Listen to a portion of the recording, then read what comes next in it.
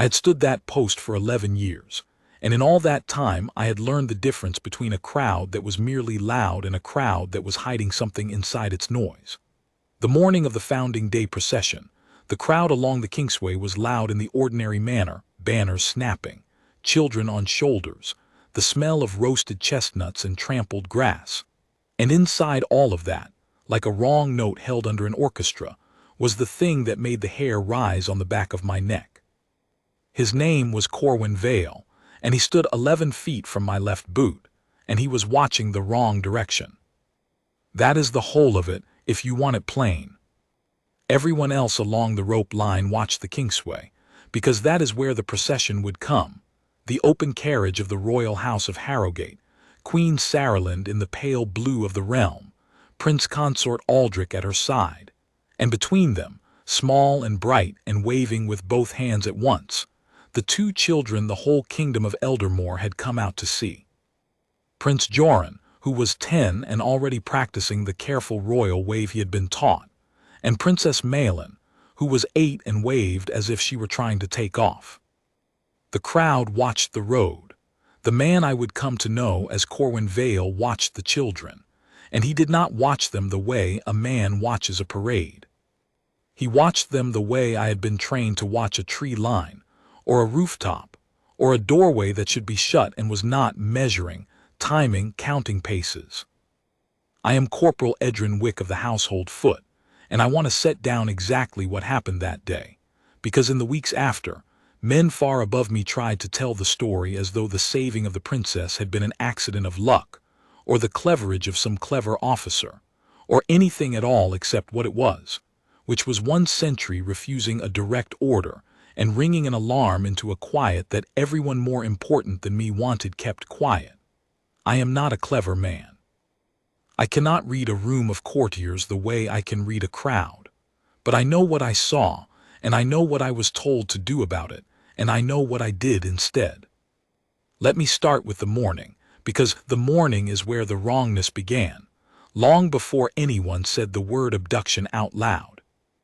The Founding Day procession was the largest public event of the Eldermoor year. The crown rode the length of the Kingsway from Harrowgate Palace to the old cathedral and back, and the people lined the route 6 deep, and the household foot stood the rope line at intervals of 15 paces, motionless, eyes forward, rifles grounded, while the mounted guard rode the carriage itself. My post that morning was at the Fountain Square, the widest open place on the route, where the rope line bent around the great stone basin and the crowd could press closest to the road. It was the best place on the route to see the carriage. It was also, though I did not yet have words for the thought, the best place on the route to take something from it. I had drawn that post by the duty roster, the way I drew every post, by the cramped hand of Sergeant Holloway in the muster book. I had stood it since the gates opened at the 8th hour.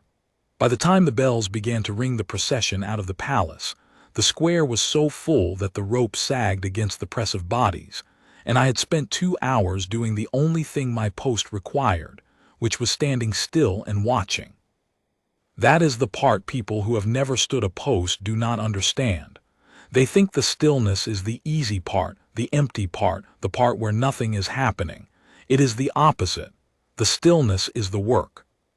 When your body is not permitted to move, your eyes do everything.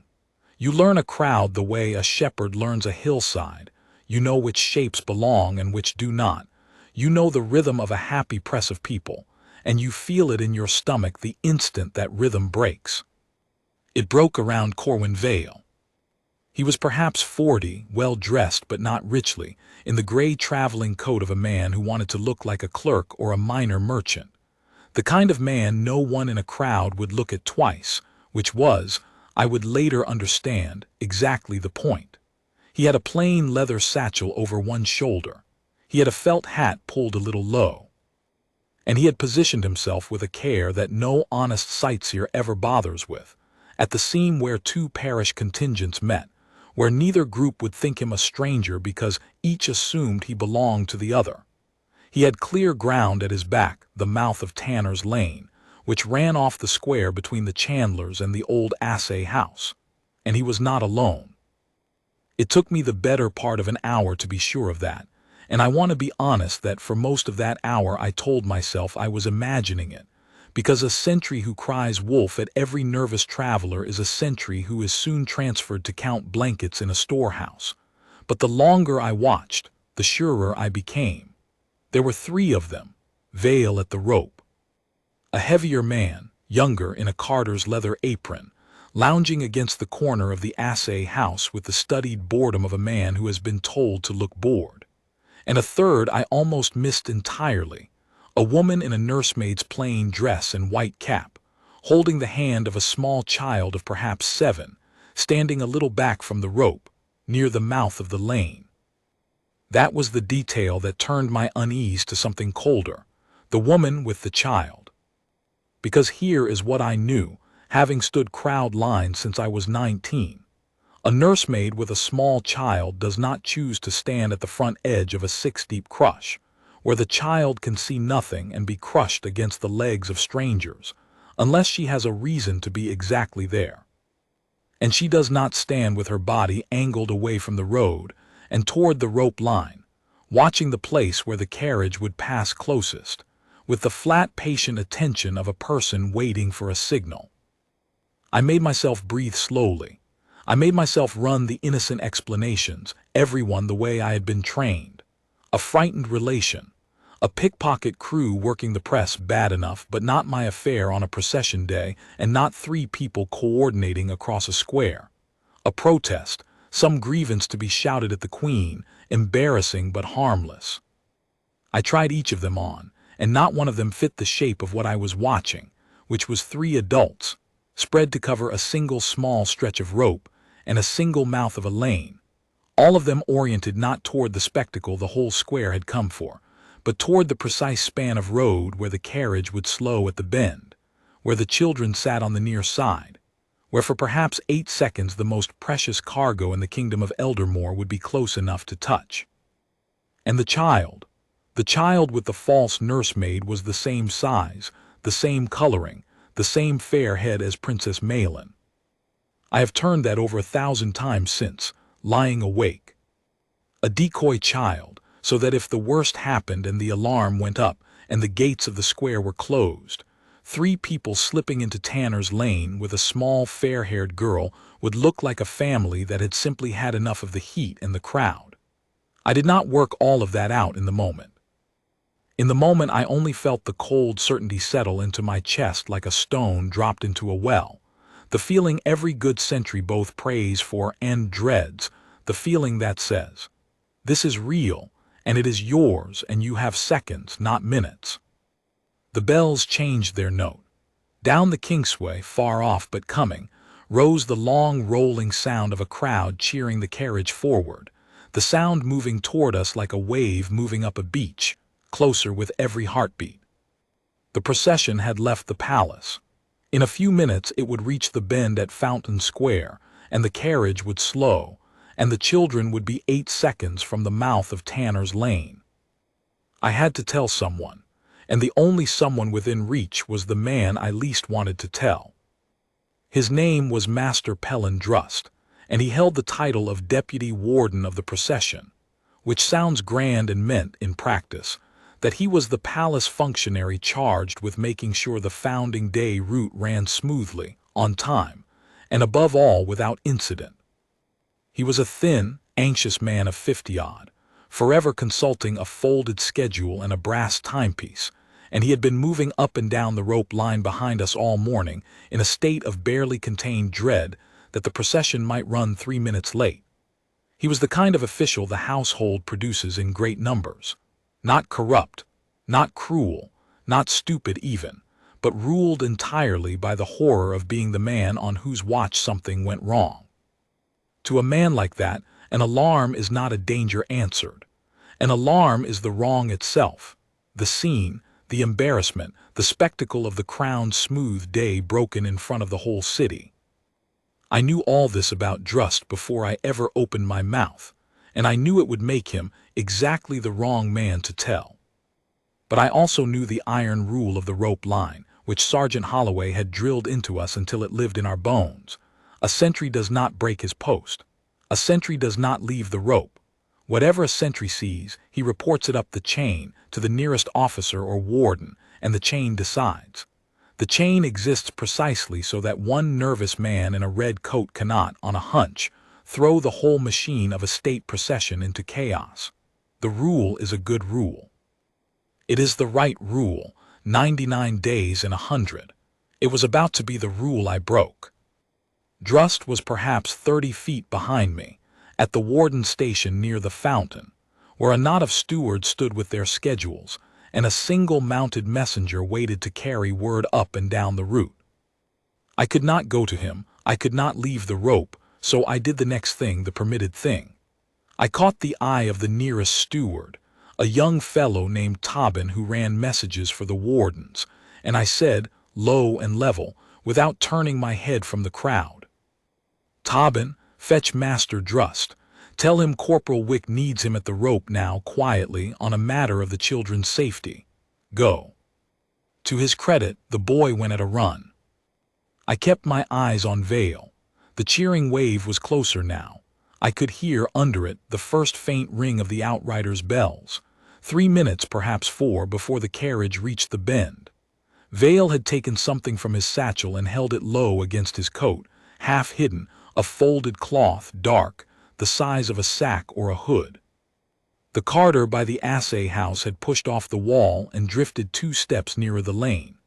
The false nursemaid had crouched, fussing with the decoy child's collar in a way that put her body squarely between the child and the watching crowd, ready to scoop and turn. They were moving into their places. I had read a thing before it happened, and now it was happening, and the seconds were running out like sand. Drust came at last, hurrying, his schedule still in his hand, his face already pinched with the irritation of a man pulled from his proper station. He stopped at my shoulder just behind the rope and hissed, "Corporal, what in the realm is so urgent that you send a steward? The carriage is 4 minutes out. I have a timetable." "Master Drust," I said, and I kept my voice flat and quiet, the way you speak to a frightened horse, because I needed him calm and I needed him fast, and I had perhaps 30 seconds to make him believe a thing I could not prove. "Do not look where I tell you. Listen first. There are 3 people in this square preparing to take one of the royal children when the carriage slows at the bend. The man in the gray coat at the rope, 11 feet to my left. The big man in the leather apron by the assay house. The woman dressed as a nursemaid near the mouth of Tanner's Lane, with a fair-haired child the size and color of Princess Malin, a decoy, to cover their leaving. The gray man has a hood or a sack ready under his coat. They are in position. We have minutes. I need the alarm raised and the bend closed before the carriage reaches it." I will give Drust this. He did not laugh. For 1/2 second, looking at my face, I think a part of him believed me, the animal part that knows when another animal is not lying. But then the other part of him, the part that lived in terror of the scene, took the wheel.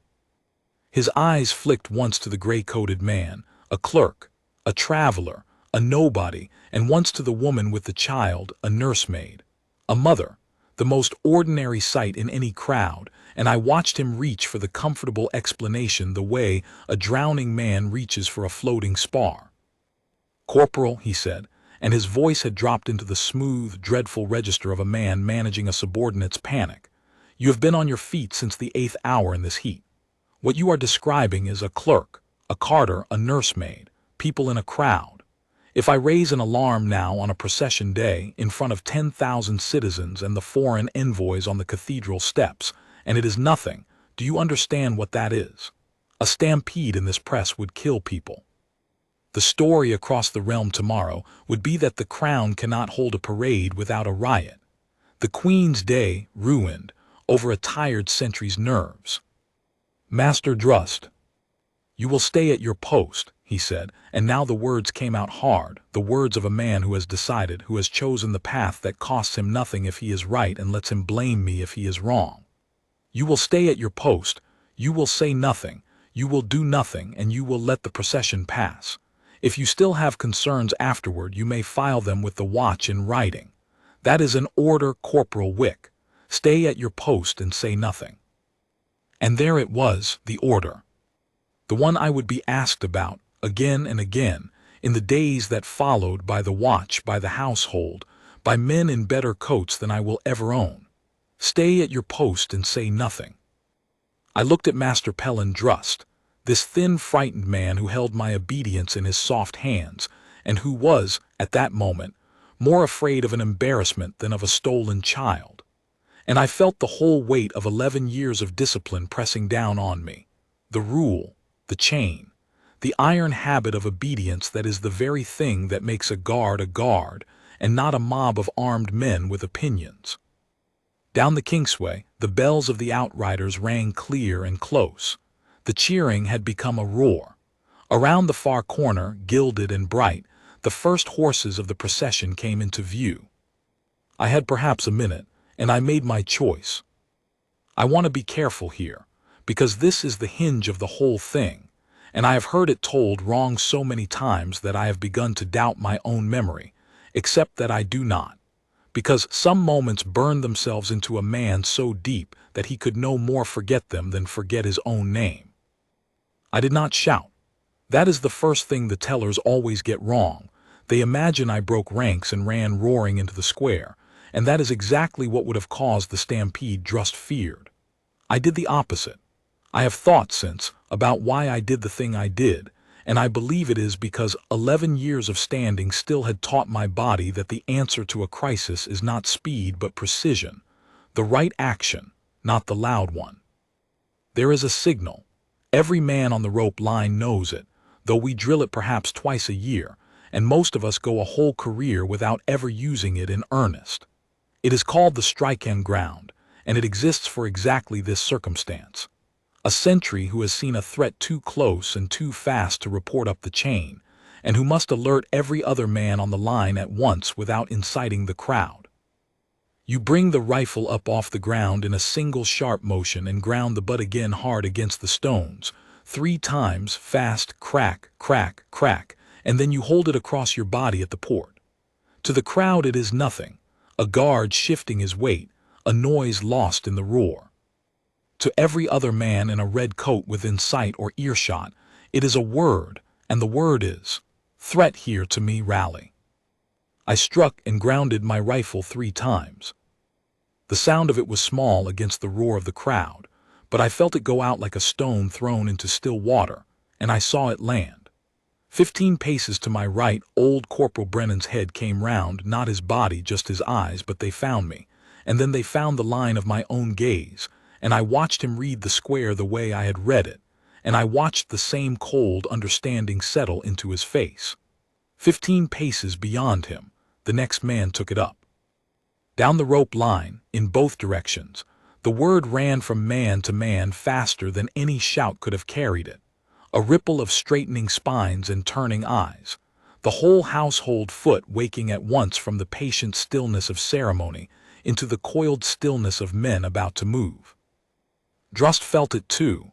He could not read the signal, he was a warden, not a soldier, but he felt the change in the air, the way the men around him had shifted, and his face went gray. "Wick," he breathed, "what have you done?" What I had done was disobey him, completely and deliberately, in front of witnesses, and I knew even then that if I was wrong it would be the end of me. A sentry who raises the rally signal on a false alarm, against a direct order from the deputy warden, does not stand a rope line again. He is fortunate if he is only dismissed.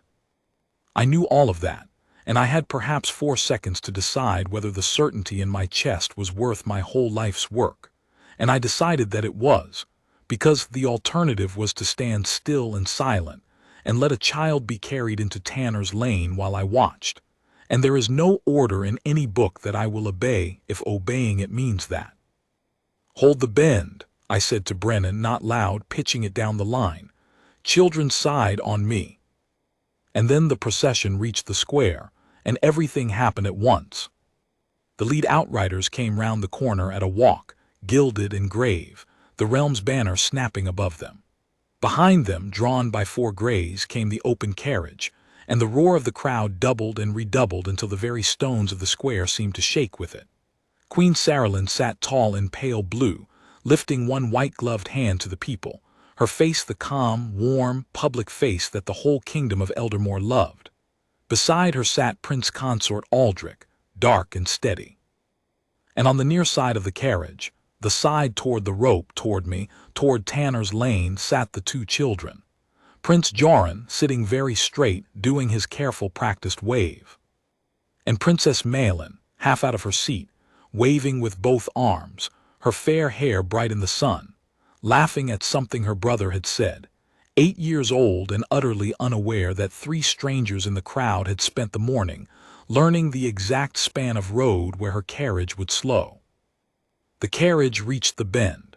The Greys, feeling the curve and the press of the crowd, dropped from a walk to a near halt as the coachman eased them round the fountain. And in that moment, the 8-second moment I had been dreading since the cold stone first dropped into my chest, the man named Corwin Vale moved. He went under the rope. He did it smoothly, the way a man practiced at crowds goes under a rope, ducking and rising on the far side in one motion, the dark folded cloth already opening in his hands, 3 strides from the carriage, 3 strides from a laughing child with both arms in the air. The carter shoved off the assay house wall and came hard for the lane mouth to hold it open. The false nursemaid scooped the decoy child onto her hip and turned toward Tanner's Lane, ready. And the household foot, who had read my signal and were already coiled and waiting and watching that exact stretch of rope, came off the line as one man. I was nearest, so I was first. I do not remember the decision to move. I remember only that I was already moving, that the 11 years of stillness ended in a single stride that put me between Corwin Vale and the carriage before the dark cloth in his hands had fully opened. I did not draw a blade. I did not need to. I caught his nearer wrist with my left hand and turned my hip into him, the way every household man is taught to take a charging drunk off his feet without hurting him, and I drove him down and across, away from the carriage, away from the children onto the cobbles of the square. The satchel spilled. The dark cloth fell open on the stones. It was a hood, a heavy felt hood with a drawstring throat, the kind of thing a man brings only for one purpose. The sight of it, lying there in the sun 3 feet from where the princess sat, is a thing I will see until I die. Brennan reached the carter at the lane mouth and put him against the wall of the assay house with 2 other men behind him. The false nursemaid, seeing the line break and her crew taken, did the only thing left to her. She set the decoy child down, none too gently, and bolted alone into Tanner's Lane. 2 of the mounted guard, who had wheeled at the commotion, took the lane after her at a canter, and the crowd, which had begun to sense that something was wrong, drew back from the horses and opened a path. It could have gone very differently. If the carter had reached the lane mouth a heartbeat sooner, if Vale had got his hands on the princess before I closed the gap, if the crowd had panicked and surged, if any one of 50 things, but it did not. The household foot held. The bend was sealed. The children were not touched. I had Vale pinned on the cobbles, his cheek against the stone, my knee in the small of his back, and the first clear thought that came to me through the roaring of my own blood was that he was not fighting. He had gone still under my hands, completely still, and he was not cursing or struggling or pleading. He turned his head a little so that one eye looked up at me, and what was in that eye was not fear and not rage. It was something colder. It was calculation. It was a man revising a plan. "You should have stayed at your post," he said to me, very quietly, so that only I could hear it over the noise. This was the small one. I did not understand him then. I understood him later, and the understanding cost the household 3 weeks and very nearly cost a great deal more. But in that first moment, kneeling on a man in the middle of Fountain Square with a felt hood lying in the sun and 10,000 people beginning to realize what they had nearly witnessed, I only thought he was raving. Then the Queen's voice cut across the square. She had risen in the carriage. That too, the tellers get wrong, they have her swooning or clutching her children in terror, and she did neither. Queen Saralyn stood in the open carriage in her pale blue, perfectly straight, and she did not look at the man on the cobbles or the hood in the sun. She looked at her people, the 10,000 frightened citizens whose lovely day had just cracked open in front of them, and she lifted her hand, and in a voice pitched to carry, she said, "The children are safe. The crown is safe. Stand easy, good people of Eldermoor, your guard has done its work. Stand easy." It is a small thing, perhaps, but I have thought about it often. In the worst moment of her family's life, the first thing she did was reach for the crowd, to keep them from the stampede that Drust had feared, and her doing it proved, more than anything I could have said, that Drust had had it exactly backward. The danger was never the alarm. The danger was the silence he had ordered. The alarm, raised and answered with discipline, was the very thing that kept 10,000 people calm, because they saw the guard move and they saw it work, and they were not afraid. Prince Consort Aldrich had pulled both children down off their seats and behind the carriage door, his big body between them and the square, and over the door I could see Princess Malin's face, not crying, just very wide-eyed, looking at the man under my knee and then up at me, with an expression I could not read. Prince Joran, to his great credit, had taken his sister's hand and was telling her something, fast and low, 10 years old and already steady. The House of Harrowgate breeds them well. And Master Pelin Drust stood frozen at the warden's station, his folded schedule still in his hand, his face the color of ash, watching the felt hood in the sun and understanding, slowly, what he had ordered me not to prevent. That was the morning. That was the first part of it, the part the tellers love, the part that fits in a song, the sentry who disobeyed and the grab that was foiled and the children kept safe. If the story ended there, it would be a good story, and I would not have spent the worst 3 weeks of my life on it. But the story did not end there, because of what Vale said to me on the cobbles, because of the woman who got away clean into Tanner's Lane. And because by nightfall it had become very clear that the 3 people in Fountain Square that morning had not been a crew of desperate criminals chancing a snatch in a crowd. They had been the small one, the expendable one, the part of a far larger thing that was meant to be sacrificed, so that everyone, the crown, the household, the watch, and a tired sentry named Edrin Wick, would believe the danger was over. It was not over, it had barely begun. They took me off the rope line within the hour, and at first I did not know whether I was being honored or arrested. It is a strange thing, being a corporal of the household foot in the middle of a crisis far above your station. The square was cleared, the procession turned back to the palace by a guarded inner route, the crowd dispersed by stewards with practiced calm. Corwin Vale was bound and taken away in a closed wagon under heavy guard. The carter went in another.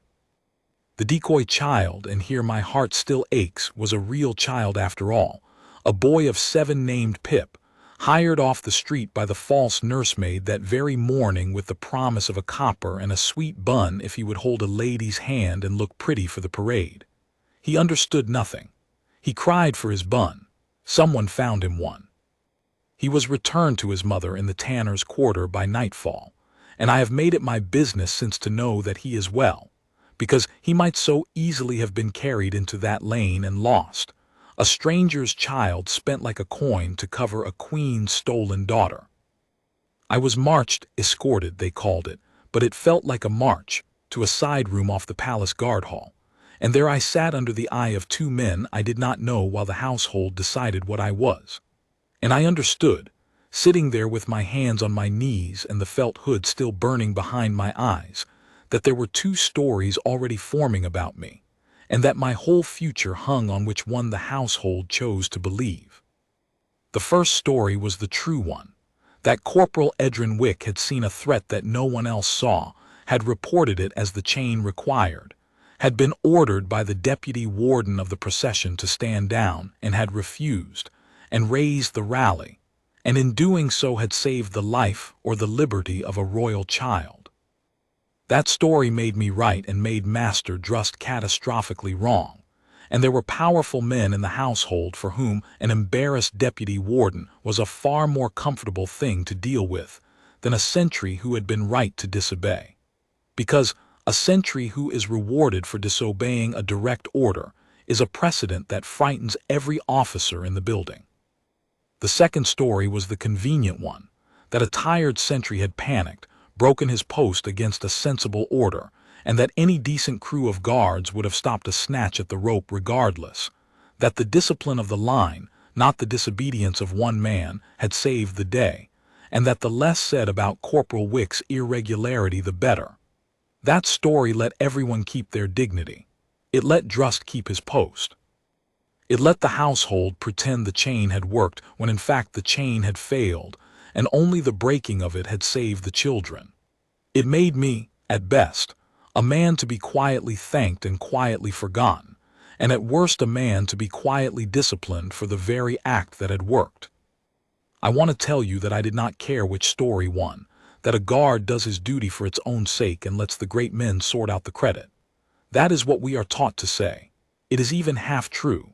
But I had given 11 years to the rope line, and I am a man like any other, and I sat in that side room and I was afraid, not of punishment exactly, but of the particular injustice of being broken for having been right. It is one thing to suffer for a mistake. It is another to suffer for the one moment in your life when you saw clearly and acted true. The man who came for me in the end was not a man I had expected. The door opened, and a guardsman of senior rank entered, not the sergeant of my own company, but a tall, weathered, gray-haired officer in the dress of the household foot, with a row of campaign ribbons I recognized from the old wars on the northern marches, and a captain's gorget at his throat. I came to my feet and to attention. He waved me down with one hand, pulled out the chair across from me, and sat, studying my face with pale eyes that gave away nothing. "Corporal Wick," he said, "I am Captain Farron Holt of the household foot, presently attached to the watch of the inner household. Do you know why I'm here?" "No, sir." "Neither do half the men in this building, and that suits me. Most of them think I'm here to decide whether you're a hero or a fool." He leaned back. "I'm not. The Queen has already decided that, and she has decided you are neither. You are a soldier who did his work, and she has said so to people who needed to hear it. I am here for a different reason." I said nothing. I have learned that when a captain wants to tell you something, the wise corporal lets him. "What did the man say to you?" Holt asked, "on the cobbles, before the wagon took him. Word for word, Corporal, do not clean it up." So this was the matter. I told him, word for word, "You should have stayed at your post." This was the small one. Captain Holt did not move, but something behind his eyes went very still, the way the air goes still before a storm comes over a ridge. He was quiet for a long moment. Then he said, almost to himself, "The small one." "Sir," I said, "I took it for raving, a beaten man trying to frighten me." "Did you?" He looked at me. "Corporal, you read 3 people in a crowd of 10,000 this morning when a trained warden standing at your shoulder read nothing at all. You don't strike me as a man who misjudges what he hears. Did it sound like raving?" I made myself answer honestly because the captain plainly wanted honesty and not comfort. "No, sir, it did not. It sounded like a man telling me the truth because he thought it would hurt more than a lie." "Yes," said Captain Holt. "That is exactly what it sounded like to me when it was repeated to me an hour ago, and that is why I am sitting in this room instead of letting the wardens write you up and send you home." He folded his hands on the table.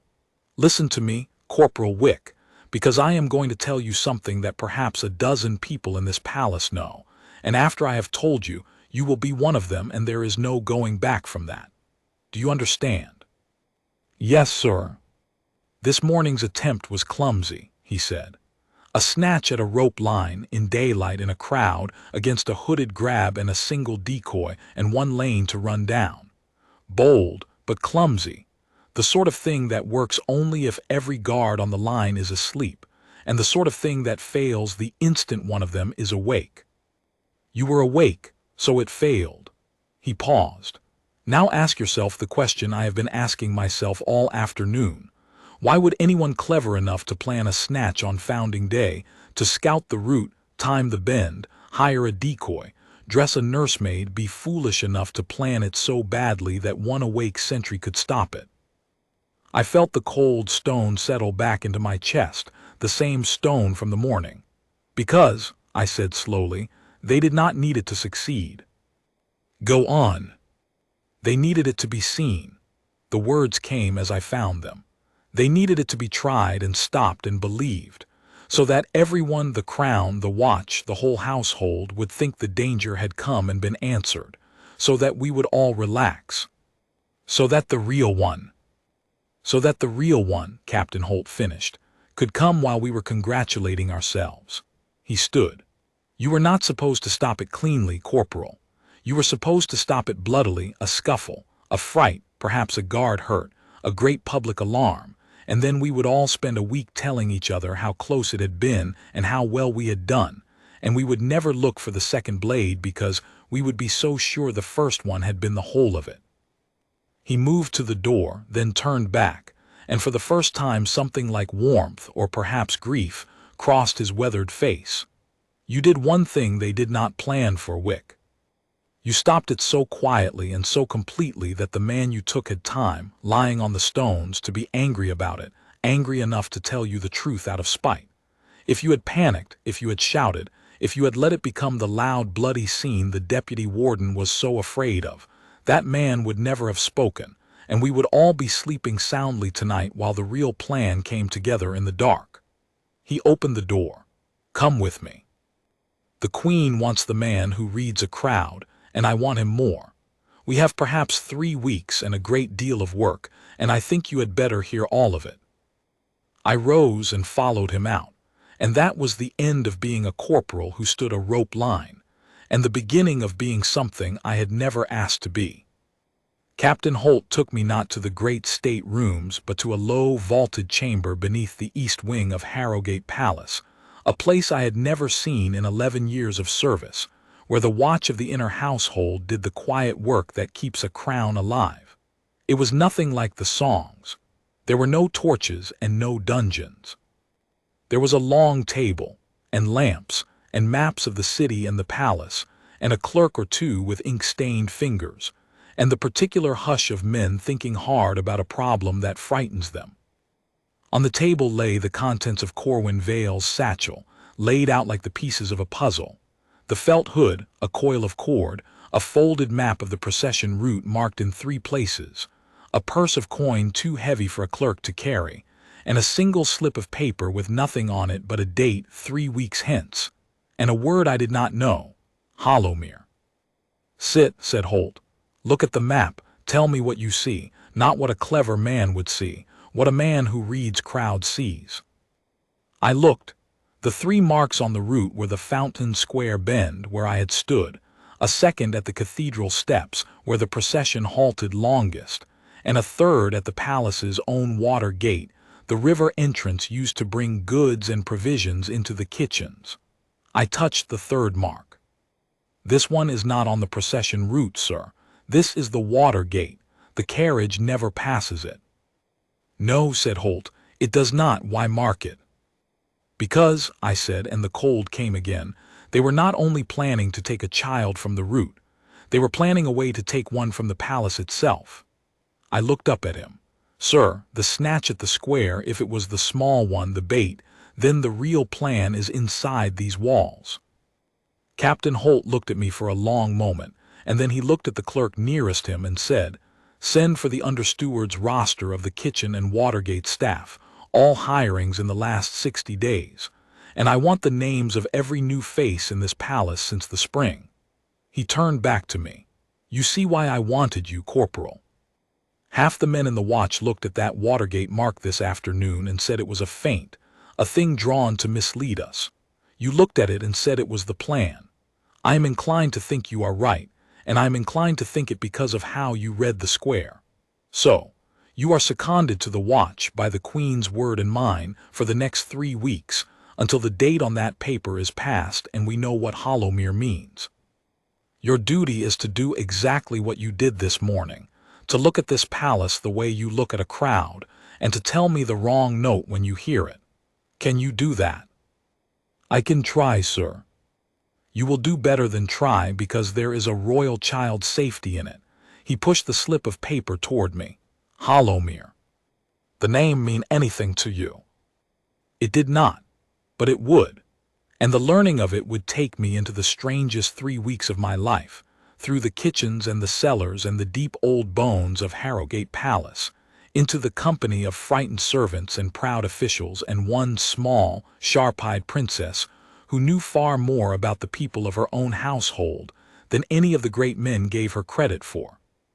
It would teach me that a plot against a crown is not a single blade in the dark, but a long, patient growth, with roots that go deeper than any one wagon load of bound men, and that the hardest enemy I would face in those 3 weeks was not the man who had hired Corwin Vale, but the men of the household itself who would rather the danger were small and finished than large and true, because a small finished danger costs nothing to a careful official's career, and a large true one costs everything. The first of those men came for me the very next morning. I had been given a cot in the watch's own quarters and 4 hours of broken sleep, and I was bent over the new hire roster with a clerk named Mott, learning the names of the people who fed the palace, when the door opened and Master Pelin Drust came in. He had recovered some of his color, and with it some of his certainty, and he came across the chamber toward me with the particular tight-lipped purpose of a man who has decided that the best defense is to make his accuser into the wrongdoer. He had a clerk of his own behind him, carrying a writing case, and I understood at once that whatever was about to happen was meant to go on a record. "Corporal Wick," he said, loudly enough for the room to hear, "I am told you have been seconded to the watch. I have come to make sure the record of yesterday is complete and accurate, since you will no doubt be questioned about it, and I would not want irregularities to be forgotten in the general excitement." He let the word irregularities sit in the air. "You disobeyed a direct and lawful order from the deputy warden of the procession. You broke your post. You raised an emergency signal without authorization. That these acts happen to coincide with a genuine threat does not change their nature. A soldier who breaks discipline and is lucky is still a soldier who broke discipline. I want that noted." I stood up, because a corporal stands when a warden addresses him, and I held my tongue, because I had learned long ago that the man who answers an attack in anger has already half lost. But before I could decide what to say, Captain Holt's voice came from the doorway behind Drust, dry as old paper. "It is noted, Master Drust," said Holt, coming into the room. "It is noted in full. Corporal Wick disobeyed your order. He broke his post. He raised the rally signal without your leave. Every word of it is true, and I will set it all down in the record myself with my own hand, and I will add one line beneath it." He came to stand beside me, facing Drust across the table. "And the line I will add is this, that he was right to do every one of those things, and that had he obeyed you instead, a child of the Royal House of Harrowgate would in all likelihood have been carried into Tanner's Lane and lost, and the deputy warden of the procession would be explaining to the Queen this morning why he had ordered the one man who saw the danger to stand at his post and say nothing." Holt's voice did not rise. It did not need to. "Shall I add that line, Master Drust, for the record? For completeness, since you are so concerned that nothing be forgotten in the excitement." The clerk with the writing case had gone very still. Drust's mouth worked. "Captain, the order I gave was sound, by the lights of what was known at the time. A stampede in that press would have." "The order you gave," said Holt, "was the order of a man more afraid of an embarrassment than of a kidnapping. I do not doubt you believed it sound. Men always do. But you will not stand in my watch room and try to make a record that turns the realm's good fortune into this corporal's disgrace, because the realm's good fortune was this corporal, and I will not have it forgotten merely so that you may keep your dignity intact." He let that land. "Now, you may go and write whatever account of yesterday you please in your own office on your own paper, but understand that mine will be written too, and mine will be the one the Queen reads. Good morning." Drust went. He did not look at me as he left, and I knew, watching the stiff outraged set of his shoulders, that I had made an enemy who would not forget, a small enemy, a frightened enemy, but the most dangerous kind, because frightened men in soft offices have time and patience and access to records, and they wait. I did not yet know how right I was to fear it. Master Pellandrust would matter again in the worst hour, in a way I could never have guessed standing in that watchroom. But for now he was only a sour taste, and I had a roster to read, and a palace full of new faces, and a word I did not understand, and 17 days until the date on the slip of paper. "Forget him," said Captain Holt when the door had shut. "He is not your problem. Hollowmere is your problem. Come. There is a man downstairs who I think will talk to you, and only to you, and I want to know why." The man downstairs was Corwin Vale. They had him in a plain stone room with a barred window high up, seated at a table, his hands bound before him but not cruelly, a cup of water at his elbow.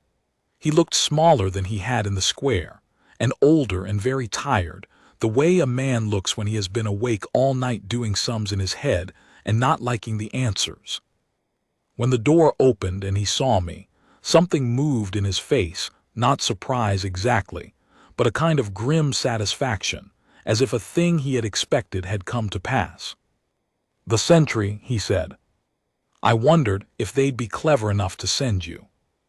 Captain Holt took the chair in the corner out of Vale's eyeline and gave me a small nod. I understood. I was to do the talking. I pulled out the chair across from Vale and sat, and I did the only thing I knew how to do, which was to be still and to watch and to wait. The same work as the rope line. The same work, all of it, all the way down.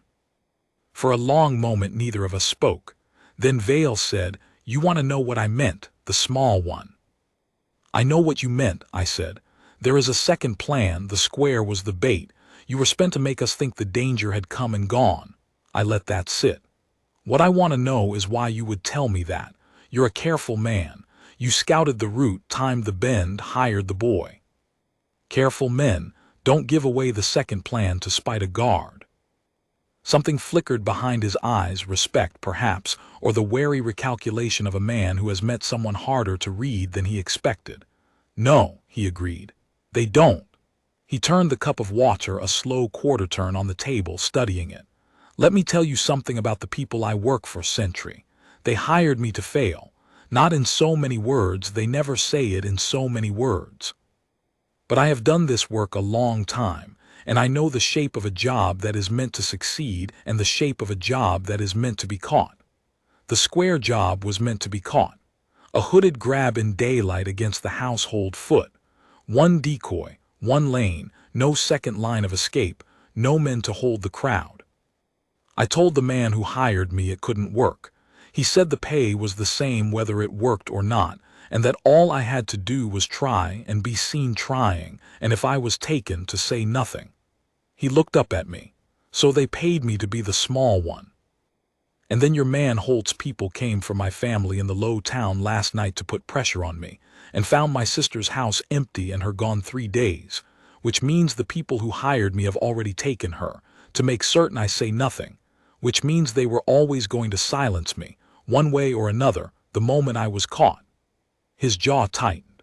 "I am a thief and a rough man, and I have done things I'll answer for. But I do not let a thing happen to my sister to protect a man who was always going to throw me away. So, you ask why I would tell you. That is why. Spite, yes. But also, I want them stopped because stopping them is the only thing left that might get her back." I glanced at Holt. His face was carved from stone, but I saw his hand resting on his knee close slowly into a fist. A taken woman, a second blade, a date and a word. "Then tell me the rest," I said to Vale. "All of it. Hollowmere, the water gate, the real plan. Tell me, and I give you my word as a guard of this household that we will move heaven and the deep earth to find your sister, and that what you give us will be set against what you've done when your reckoning comes." Vale looked at me a long time. I think he was deciding whether the word of a corporal of the household foot was worth anything. I think, in the end, he decided that it was the only currency he had left. "I don't know the whole of it," he said. "They're careful. I dealt with one man, a smooth one, gentleman's clothes and a servant's caution, the kind who spent years inside great houses and learned to be invisible. He's the one inside your walls, and there is one inside your walls, sentry, make no mistake. Somebody with the keys and the rosters and the trust. Somebody who can move a child through the water gate at night, and have the men on the gate think nothing of it because the right face vouched for it. He leaned forward as far as his bonds allowed. Hollowmere is a place, a house, half a day's ride east of the city on the old marsh road, a dead place, a drowned manor, abandoned 40 years. That's where they meant to take her, that's the den.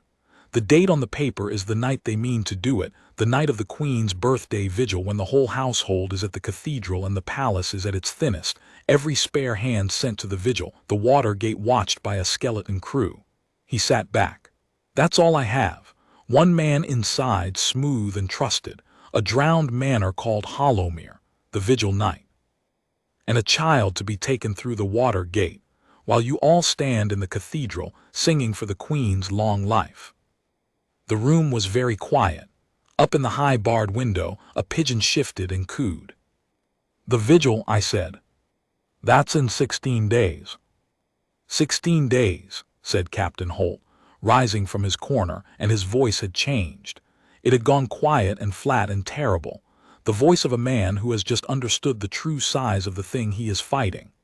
Corporal Wick, we have 16 days to find one trusted traitor among 400 trusted servants, in a palace where half the great men would rather believe the danger ended yesterday in Fountain Square. And we cannot raise a general alarm, because if we do, the man inside our walls will know we know, and he will go to ground, and we will lose our one chance to take him with the child still safe. He looked at me. You wanted to be back on your rope line, I think. I'm sorry. There is no rope line anymore. There is only this. Are you with me? I thought of the felt hood lying in the sun 3 feet from the princess. I thought of a boy named Pip crying for his bun. I thought of a sister taken from the low town to buy a careful man's silence. I'm with you, sir, I said. And so it began in earnest, not the clean, bright work of the rope line, where the threat comes at you in the open, and you stop it with your hands, but the slow, patient, terrible work of hunting a shadow through your own house, 16 days, with a child's safety as the prize and a traitor at your back. We could trust almost no one, and that was the worst of it. Captain Holt drew the circle as tight as he dared. Himself, me, the 2 clerks of the watch he had vouched for with his own life, Mott, and a sharp older woman named Sennett who kept the household ledgers. And because the Queen insisted on knowing, and because she was the Queen, the crown itself. Everyone else in the palace, every steward, every cook, every footman, every maid, every officer of the gate, every member of the great household that ran Harrowgate Palace like a small kingdom of its own, everyone else was, until proven otherwise, a possible face for the smooth man inside our walls. You cannot imagine what that does to a man, to walk corridors you have walked for 11 years and see them suddenly full of strangers. The footman who had always nodded to me at the south stair, was it his hand on the keys? The understeward who knew everyone's business, was that knowing innocent, or was he the one who could move a child through the water gate at night? I had given my service to this household. I had thought of it as a family, in the rough way that soldiers do. Now I had to look at all of it sideways, weighing each kind face for the wrongness underneath, and it was a kind of grief, that suspicion, a grief I have not entirely shaken even now. Holt set us to the rosters first. Vale had said the smooth man had been inside the walls for years, invisible, trusted, with keys and access, which ruled out the new hires we had spent the first day chasing, and pointed instead at the old hands, the very people no one ever suspected because they had always been there. We narrowed it by access, who could approach the water gate at night without question, who held keys to the river stair, who could vouch for a face on the gate and have the men believe it. The list was longer than I had feared. A palace is run by trust, and trust, it turns out, is a great many doors a traitor can walk through. By the third day we had 11 names. By the fifth, 7. And on the fifth day the work took a turn I had not expected at all, because of an 8-year-old girl who knew her household better than any of us. I had not sought out Princess Malin. A corporal does not seek out a princess. But the queen, who missed nothing, had observed how her daughter looked at me, and had observed, too, that since the morning in the square the child had been quiet in a way that worried her, watchful, given to sitting at windows. And so on the fifth day the queen sent for me, and when I came to the small warm sitting room in the family wing, it was not the queen who wanted me but the princess, and the queen had arranged the meeting so quietly that even Holt did not know of it until after. The princess sat very straight in a chair too big for her, in a plain green dress, with her fair hair braided, and she looked at me with eyes that were older than 8 years had any right to make them. The queen sat near, with her needlework, present but not interfering, a mother letting her child do a thing the child needed to do. "You're the guard," said Princess Malin, "from the square, the one who stopped the man with the bag." "I am, your highness." "Everyone tells me not to think about it," she said. "They tell me it's all finished and I'm safe and I shouldn't be afraid." She lifted her small chin. "But it isn't finished, is it? Because you're still here in the palace in the plain clothes, walking around looking at people, and guards who have finished a job go back to their posts. So it isn't finished. There's more." She said it not as a question but as a fact she had worked out and wanted confirmed, and she watched my face to see whether I would lie to her the way the grown-ups had. I looked at the queen. The queen looked at me and gave the smallest nod, and I understood that I was being given leave to do a difficult and important thing, to tell a frightened child the truth, because the truth, told plainly, frightens a clever child less than the sense that everyone around her is hiding something. "No, your highness," I said. "It isn't finished. You're right. There's more and we're working to stop it, and I won't tell you it's all safe when you can see for yourself that it isn't. But I will tell you this, and it's true. There are good people working very hard day and night to make sure you and your brother are safe, and we are good at it and we are going to win. I give you my word." She studied me for a long moment, and then something in her shoulders eased, just slightly, and I understood that I had passed a test more important than any Captain Holt had set me. "Good," she said, "then I want to help." "Your Highness." "I know things," she said, with the fierce earnestness of a child who has been underestimated her whole short life. "I know everyone in the palace. I'm only 8, so nobody watches what they say in front of me. They think I don't understand, but I do. I understand everything. I know who's kind and who only pretends to be kind. I know who looks at my mother the wrong way when they think no one sees.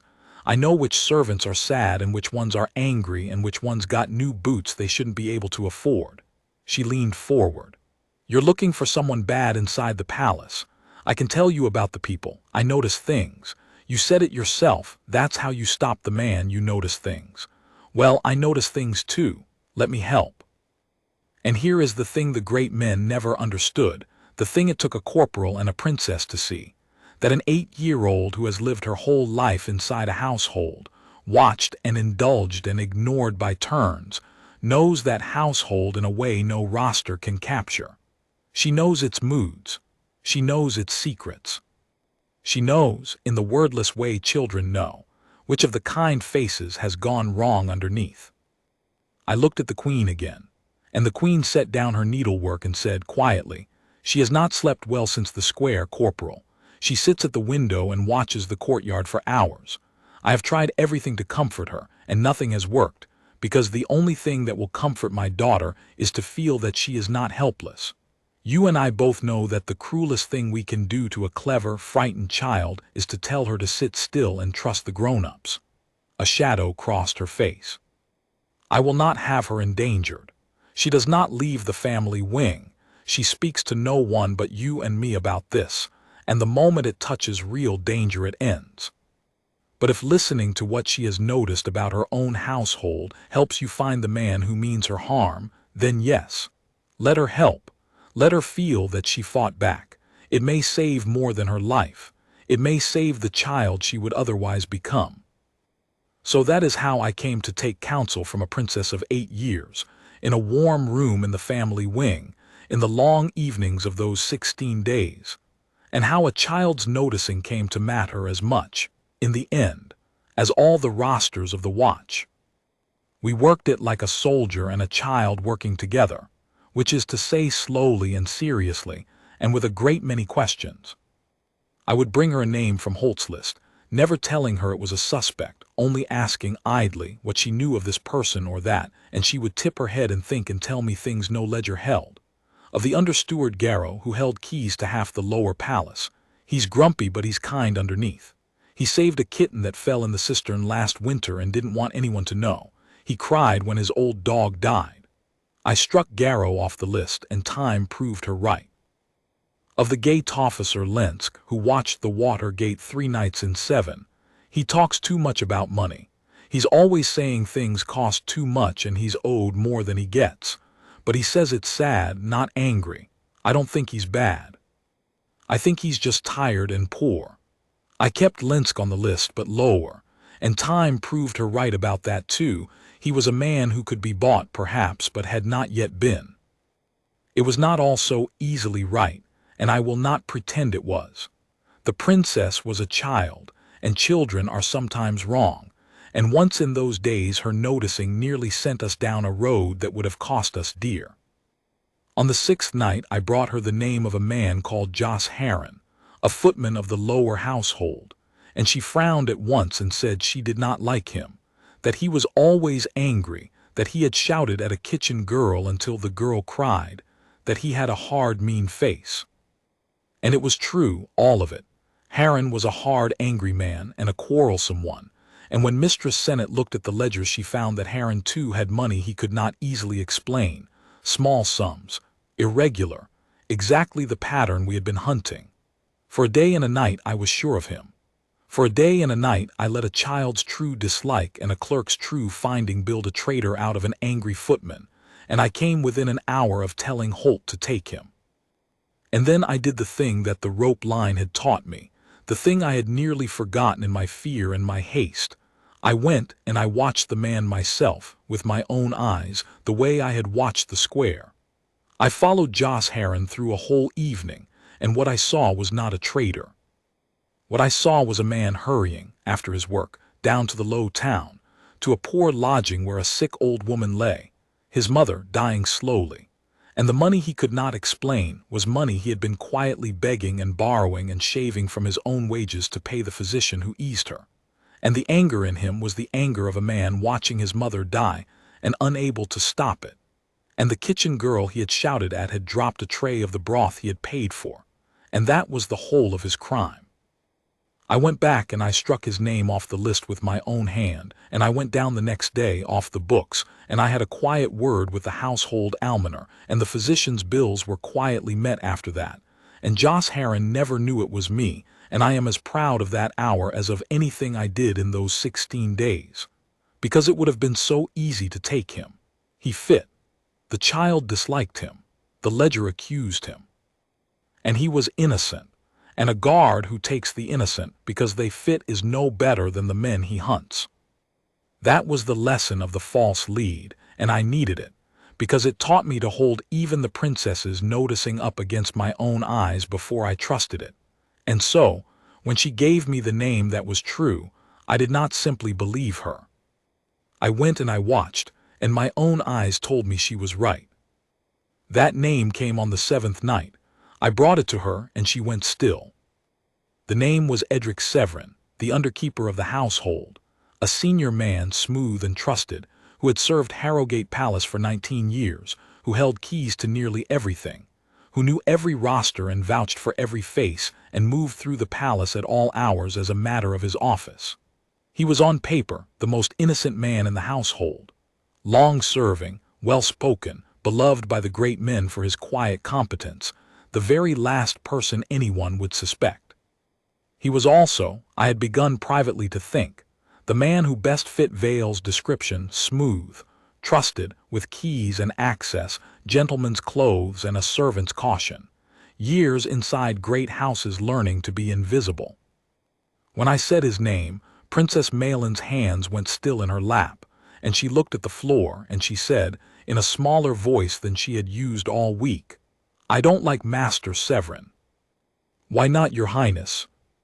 She was quiet for a moment, choosing her words the careful way frightened children do. "He's very nice to me when grown-ups are watching," she said. "He bows and he says, 'Your Highness,' and he tells me I'm pretty and he gives me sweets sometimes. But when no grown-ups are watching, he looks at me like," she frowned, "hunting for it, like I'm a thing. Like a vase or a chair, not a person, like he's measuring me." She wrapped her arms around herself. "Once I came round a corner and he didn't know I was there, and he was looking at the painting of me and Joran in the long gallery, the big one, and he had a face like he was doing sums. And when he saw me he changed it so fast, he put the nice face back on so fast, and that was worse than the sums face, because it meant he could do it whenever he wanted." She looked up at me. "I never told anyone, because what would I say? He's been kind to me. He gives me sweets. The grown-ups all love him. They'd say I was being silly." I sat very still, the cold stone settling deep in my chest, and I thought, out of the mouths of children. Because everything she had described was the thing itself. The smooth man who is one person when watched and another when not. The trusted face over the measuring eye. A child can be wrong, of course. Children take dislikes. I did not let one sweet-faced grievance condemn a man of 19 years' service.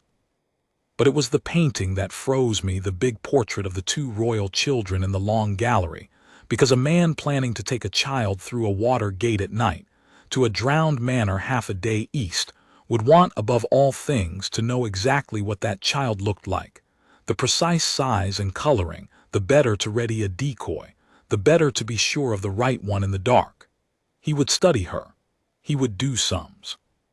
I did not tell the princess any of this. I told her she had been very brave and very clever to notice, and that she had been right to feel what she felt, and that no one would ever call her silly for it again. And then I went straight to Captain Holt, and I told him to look hard at Edric Severin. What we found when we looked carefully, secretly, over the next 4 days, for we dared not let Severin sense the eyes on him, was the kind of thing that is invisible until you know to look for it, and damning once you do.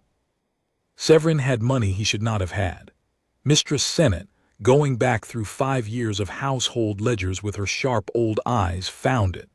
Small sums, regular, slipped into the gaps of a great household's accounts, where 1,000 small payments hide one false one. He had a habit, the gate records showed, of taking the night watch's report at the water gate himself, 2 or 3 nights a week. A small irregularity. A senior man doing a junior man's task, easily explained as diligence, easily understood, once you knew, as a man learning the rhythm of the gait he meant to use. And he had, 4 years before, in the lean year after the floods, very nearly been ruined. A debt to dangerous men in the low town, a debt that had quietly vanished from the records, paid off all at once by a man whose salary could never have paid it. A bought man. A trusted, smooth, long-serving bought man, with keys and access and a measuring eye, who had studied the children's portrait when he thought no one was watching, and who took the Watergate's report himself 2 or 3 nights a week. "It's him," I told Holt on the 11th night. "I'd stake my life on it, it's Severin." And Captain Holt, looking at the ledger spread before him, said the thing that turned the whole case, the thing that nearly cost us everything, the midpoint of all our troubles. "It may be him," he said slowly. "I think you are likely right, but, Corporal, we cannot prove it, not yet. Everything we have is circumstance. Money that might be 100 innocent things, a habit that might be diligence, a debt paid by a friend for all we can show, a child's dislike. If I go to the Lord Steward tomorrow and accuse the underkeeper of 19 years' faithful service, on this," he swept his hand across the table, "do you know what will happen? The great men will close ranks around him, because he is one of them and you are a corporal who broke his post, and Master Drust and his friends will say that the panicking sentry has now invented a traitor to justify himself, and Severin will be warned, and he will go to ground, and the real plan will simply change. New man, new gate, new night, and we will have lost our one advantage, which is that he does not yet know we see him. Holt looked up at me and his face was grim. We cannot arrest him. We cannot even watch him openly. We have to let him keep working, let him think his plan is unbroken, and we have to catch him in the act, on the vigil night, with the proof in his hands, or we catch him not at all. He let out a slow breath. Which means, Corporal Wick, that we now have to do the hardest thing a man who guards children can do. We have to leave the door open.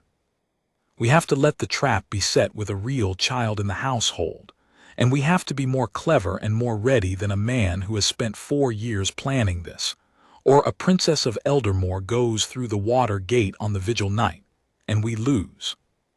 That was the midpoint.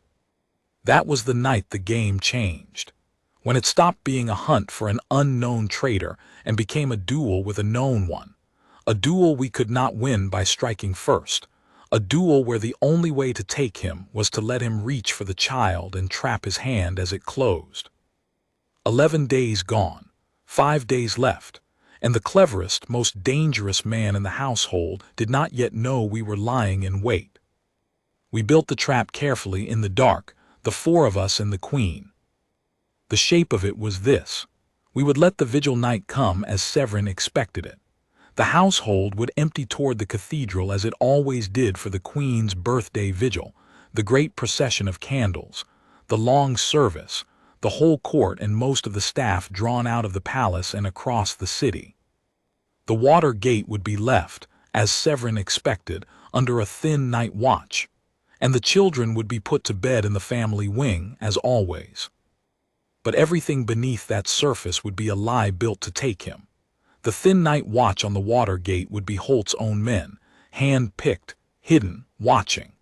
The family wing would be ringed with watchmen disguised as ordinary servants. The children themselves, and this was the part that turned my stomach, the part I argued against for an hour before I understood there was no other way. The children would not be in their beds. They would be moved, secretly, hours before, to a guarded inner room with the Queen, while in the royal nursery in the princess's own bed, there would be a shape under the blankets and a wig of fair hair on the pillow, and nothing more. If Severin came for the princess, he would come for an empty bed, and we would take him there in the act, with the proof of his purpose in his very hands, and no great man in the household could say a corporal had invented anything. It was a good plan.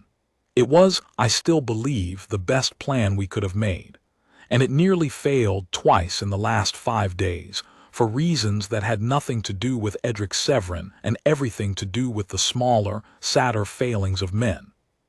But before I tell you of the 2 near failures, I must tell you of the thing that held us together through those last days, because a plan is only paper, and what makes a plan hold or break is the people who carry it, and the people who carried this one were tired and frightened and very nearly out of time. We did not sleep much in the last 5 days. I would lie on my cot in the watch quarters with the rosters swimming behind my eyes, and I would run the trap through in my mind, over and over, hunting the flaw in it. For there is always a flaw, and the work of a guard is to find it before the enemy does. What if Severin did not come himself? What if he sent only the hands and stayed clear, so that we took the tools and never the craftsmen? What if the riders came not by the water gate but over the wall? What if the boy, for there was always in my mind the boy Pip, the child spent like a coin?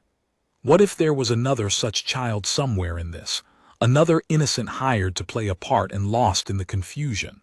I checked each fear and built an answer to each and found 2 more behind it, and so the nights went.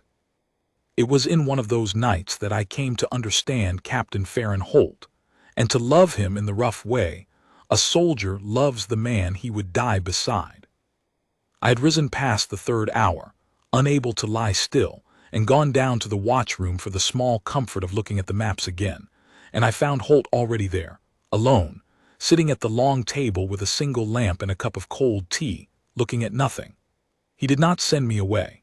He waved me to the chair across from him, the way he had on the first day, and for a while we sat in the lamplight without speaking, two tired men in a stone room with a child's life on the table between them.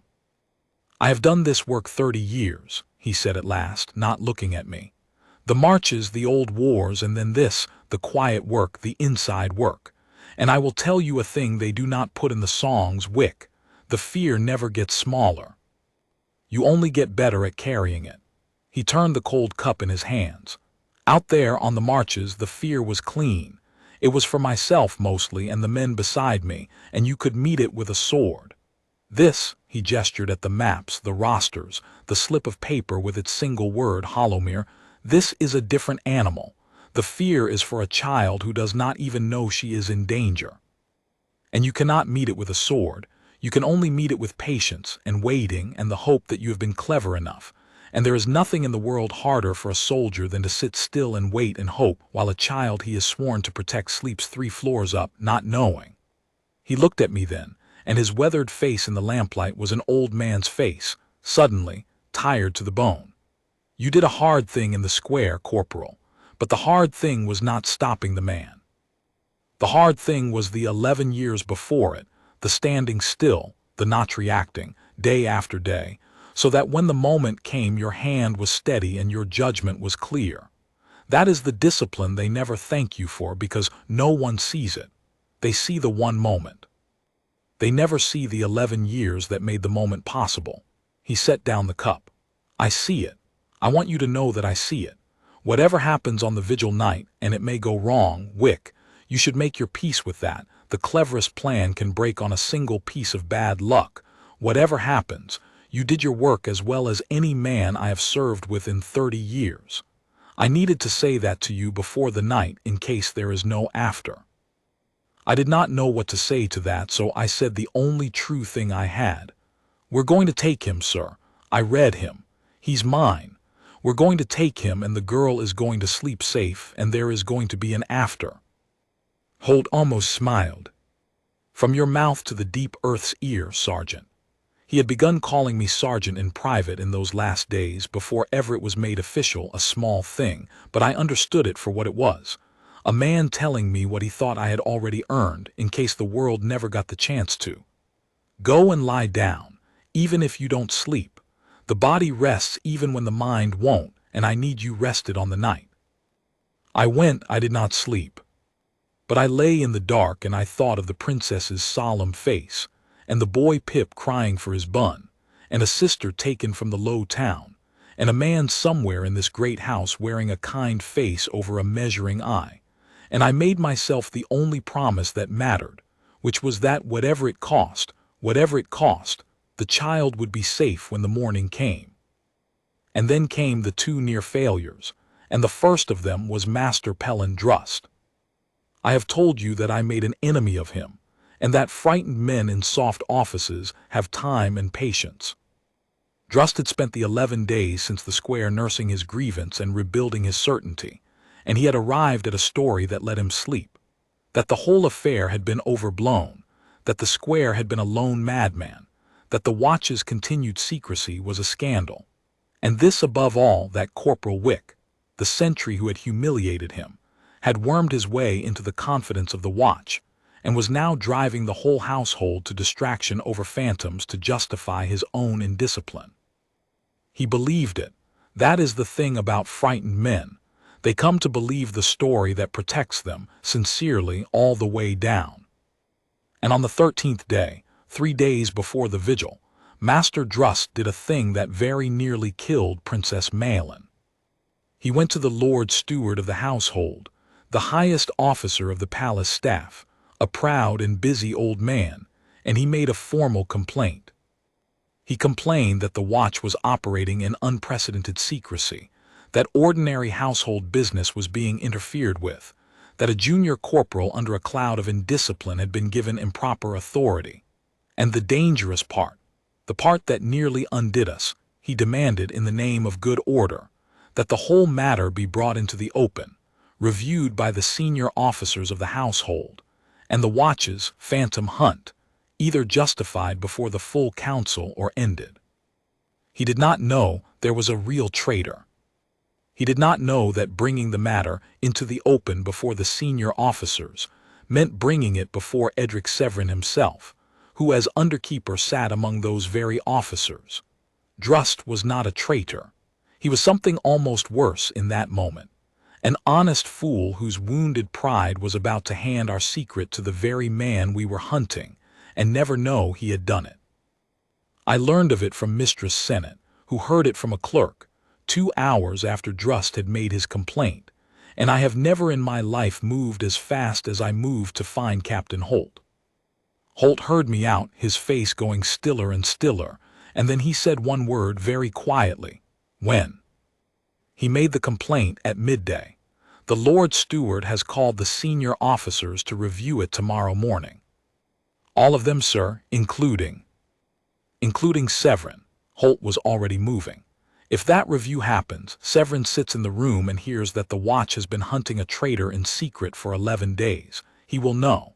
He will know we are close, even if he does not know we have his name, and he will change everything, or worse. He will move tonight early before we are ready, while the children sleep in their own beds and my men are not yet in their places. He stopped at the door. We have to stop that review. And we cannot tell the Lord Steward why. Because the Lord Steward will want to know everything in front of his clerks, and the more men who know, the more chance Severin learns of it. There is only one person in this household who can stop a review of the senior officers without explaining herself to anyone.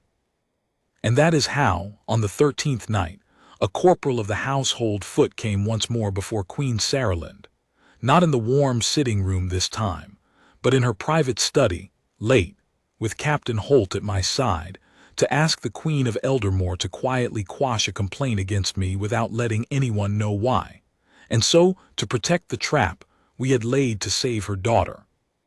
The Queen heard us out, and then she did a thing I will remember as long as I remember the felt hood in the sun. She did not summon the Lord Steward and overrule him, which would have raised questions. She did not have Drust silenced or removed, which would have made him a martyr and a leak. Instead, the next morning, she let it be known, gently, through the ordinary channels, as if it were the most natural thing in the world, that Her Majesty wished to personally commend the diligence of her household in the wake of the unpleasantness at Founding Day, that she considered the matter well in hand, and wished it handled with discretion out of consideration for the children, and that she would be grateful if the senior officers would set aside lesser administrative complaints until after her birthday vigil, so that the household might give its whole heart to the celebration. It was a velvet glove. It was unanswerable. The Lord Steward, flattered and instructed at once, postponed the review without a second thought. Drust's complaint was not denied. It was simply, graciously, set aside until after the vigil, by which time it would all be over. And Edric Severin, sitting among the senior officers, heard only that the Queen considered the matter closed and wished the household to relax into the celebration, which was exactly what we wanted him to hear, exactly what would make him confident that his plan was unbroken and the vigil night was his. We had turned Drust's near disaster into the best lie we could have told. But it had been close, a hair's breadth, and it taught me a thing I have never forgotten, that in the guarding of a crown, the honest fool and the cunning traitor can do the very same harm, and the fool is harder to see coming, because he believes he is doing right. 2 days left, the trap was set, and then came the false dawn, the night everything seemed, for a few terrible hours, to have already gone wrong. It was the 14th night, the eve of the vigil, and Edric Severin disappeared. He left the palace at dusk by the main gate on stated household business, a thing he did often, a thing no one questioned, and he did not come back. By the 10th hour of the night he had not returned. By midnight Holt's watchers, who had followed him at a careful distance, had lost him in the warren of the old town, where the streets fold back on themselves, and a man who knows them can shed a tale. By the first hour past midnight, Edric Severin, underkeeper of the household, the man we had built our entire trap to take, was simply gone, somewhere in a city of 300,000 souls, on the eve of the night he meant to strike. I cannot describe to you what that did to us in the watch room in the dark hours of that night. Everything we had built, the empty bed, the hidden men, the false report at the water gate, all of it rested on the one assumption that Severin would come, as planned on the vigil night, through the water gate for the child. And now he was gone, and we did not know why, and the worst readings of it crowded in. Holt said it first because Holt always said the hard thing first. He's been warned, somehow, despite everything. He's been warned and he's run, and the plan is changed, and we are sitting here guarding a trap that will never spring while he does the thing some other way, on some other night, that we will not see coming because we have spent ourselves on this one. Mistress Sennett said the second reading, worse than the first, or he has not run. Or he has gone ahead, gone to Hollowmere, to the drowned manor, to be there ready when the child is brought, which means the men who do the taking are still coming tomorrow on the vigil, exactly as planned. But the head of it is beyond our reach, so that even if we take the hands at the water gate, the man who bought them all walks free and tries again. And then there was the third reading, the one no one wanted to say, the one that crept into the room around the second hour, that we had been wrong about Severin all along. That a child's dislike and a few coins in a ledger and a habit of diligence had built a traitor out of an innocent man, that the real plotter was still in place and unsuspected and laughing at us, and that we had wasted our 11 days hunting the wrong shadow while the true one readied the real blade. That third reading is the one that nearly broke me, because it spoke directly to my deepest fear, the fear that had sat in me since the side room on the first day, that I was a corporal who had been right once in the square, by luck or instinct, and had since let that one rightness puff me into a man who saw plots everywhere, who had condemned a faithful servant of 19 years on the word of a frightened child. What if Drust had been right about me all along? What if I was the panicking sentry, inventing traitors to justify himself, and a princess was about to be taken on the vigil night through some door I had never thought to watch because I was so sure I had found the one? And here is where the false dawn became truly dangerous, because in the gray, exhausted hour before sunrise, with Severin vanished and the vigil only a day away, the reasonable but wrong middle option opened its arms to us, and it was so very reasonable. It was Holt who laid it out, not because he wanted it, but because a good commander names every road before he chooses one. There is a safe course, he said heavily. We abandon the trap. We give up on catching anyone in the act. Tomorrow, instead of an empty bed and a velvet snare, we simply cancel the vigil, or we keep the children out of the palace entirely, send them under heavy guard to a fortified country house, surround them with 100 men, and dare anyone to come near.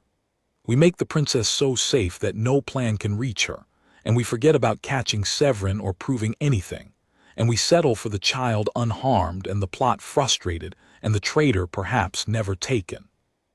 It was so reasonable.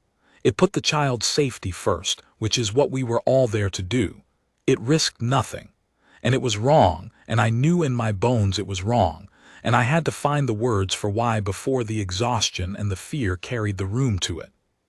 "No, sir," I said, and every eye turned to me, the corporal presuming to argue with a captain in the gray hour. "If we do that, if we wall her up and frustrate this one plan, we save her tomorrow and we lose her forever. Because the man who built this is patient. He spent 4 years. He will spend 4 more. He will wait until we relax, until the guard thins, until she is 16 and walking in a garden, until some night when the 100 men are 99, and he will try again. And again, because we will never have taken him, only frightened him off. The only way to make her truly safe is to take the man, to spring the trap, to catch his hand on the empty bed, to prove what he is, and to end him, not the plan but the man. A frustrated plot is a postponed one. Only a captured plotter is a finished one." I looked at Holt. "We don't run from the trap because Severin vanished. We finish the trap because he vanished. His vanishing doesn't mean the plan is off. It means the plan is close enough that he's gone to his place to be ready. He hasn't fled, sir. He's gone ahead, to Hollowmere." The room was silent, and Captain Holt looked at me for a long moment, and then, slowly, the grim gray weight lifted from his face and was replaced by something harder and clearer. "To Hollowmere," he repeated. "Yes, by the deep earth I think you have it. He's not running from us. He's gone to the den to receive the prize." He stood. "Which means tomorrow night we don't only spring the trap here. We send a second force quietly ahead by the marsh road to the drowned manor, so that when his hands fail at the water gate and his messenger never comes, the man himself is sitting in his trap a half-day east and we close on him there." He almost smiled. "He divided his plan to fool us. We'll divide ours to take all of him at once, the hands at the gate, the head at the manor, and the proof in between." That was the turn of the false dawn. The moment the despair of Severin's vanishing became the key to taking the whole of him. But it cost us our margin. It meant splitting our small, trusted force in two on the most dangerous night. It meant I would not be in the family wing when the trap sprang, because Holt, and I will never stop being grateful and afraid for it, chose me to lead the smaller force to Hollowmere. "You read the man," he said simply. "I want the man who reads him at the place he's gone to ground. Take 6. Take the marsh road at dusk, be in place before the vigil bells, and Wick," he gripped my shoulder hard, the only such gesture he ever gave me. "Bring his sister out if she's there. Vale kept his word to us. We keep ours to him." 1 day left. The trap doubled. The traitor vanished into the place we were now riding toward. And a corporal who had wanted nothing in life but to stand his rope line in peace, put on a dark riding coat over his red wool, and checked his pistol and his blade, and rode east into the marsh at dusk toward a drowned manor called Hollowmere, to finish the thing he had started when he struck his rifle 3 times against the stones of Fountain Square. The marsh road east of the city is a low gray country of reeds and standing water and old drowned fields, where the river spread itself wide 40 years ago in the great flood and never fully went back, and the farms it took were left to rot under the slow water. Hollowmere had been the manor of that lost land, a fine house once, by the look of the broken gables that rose against the dying light as we came up the old causeway, and the flood had taken the ground floor and the gardens, and left the upper rooms standing dry above the water like a thing half drowned and refusing to sink. No one lived there. No one had for 40 years.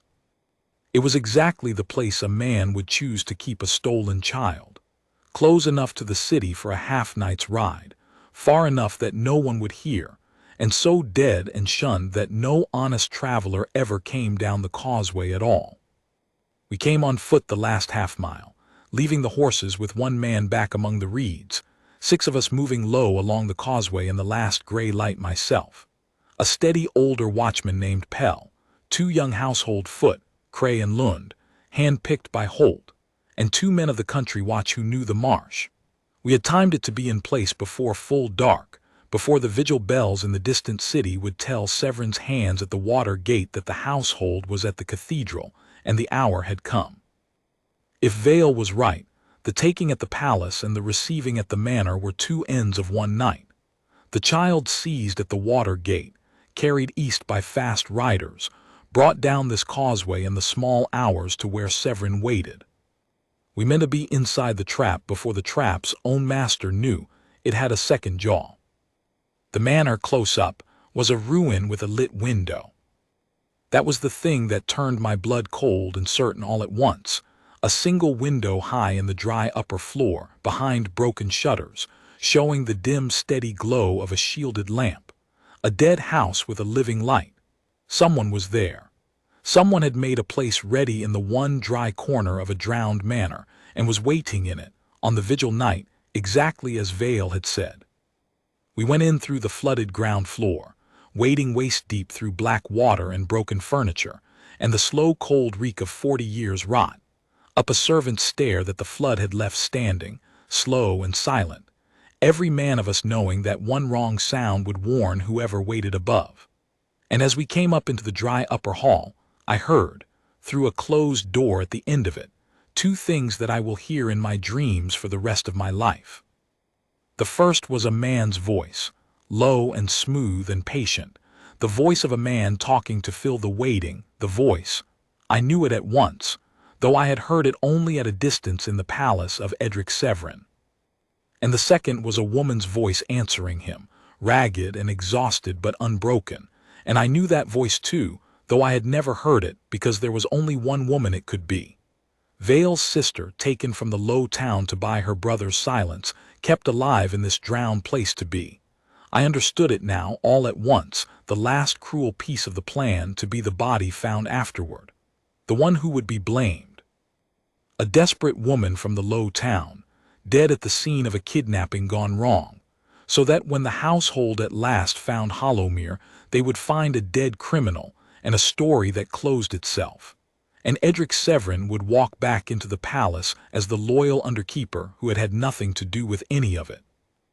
I will not set down the whole of what we heard through that door, because some of it was Severin explaining to a frightened woman, in his patient, reasonable voice, exactly how little her life was worth to him, and I find I cannot write it even now.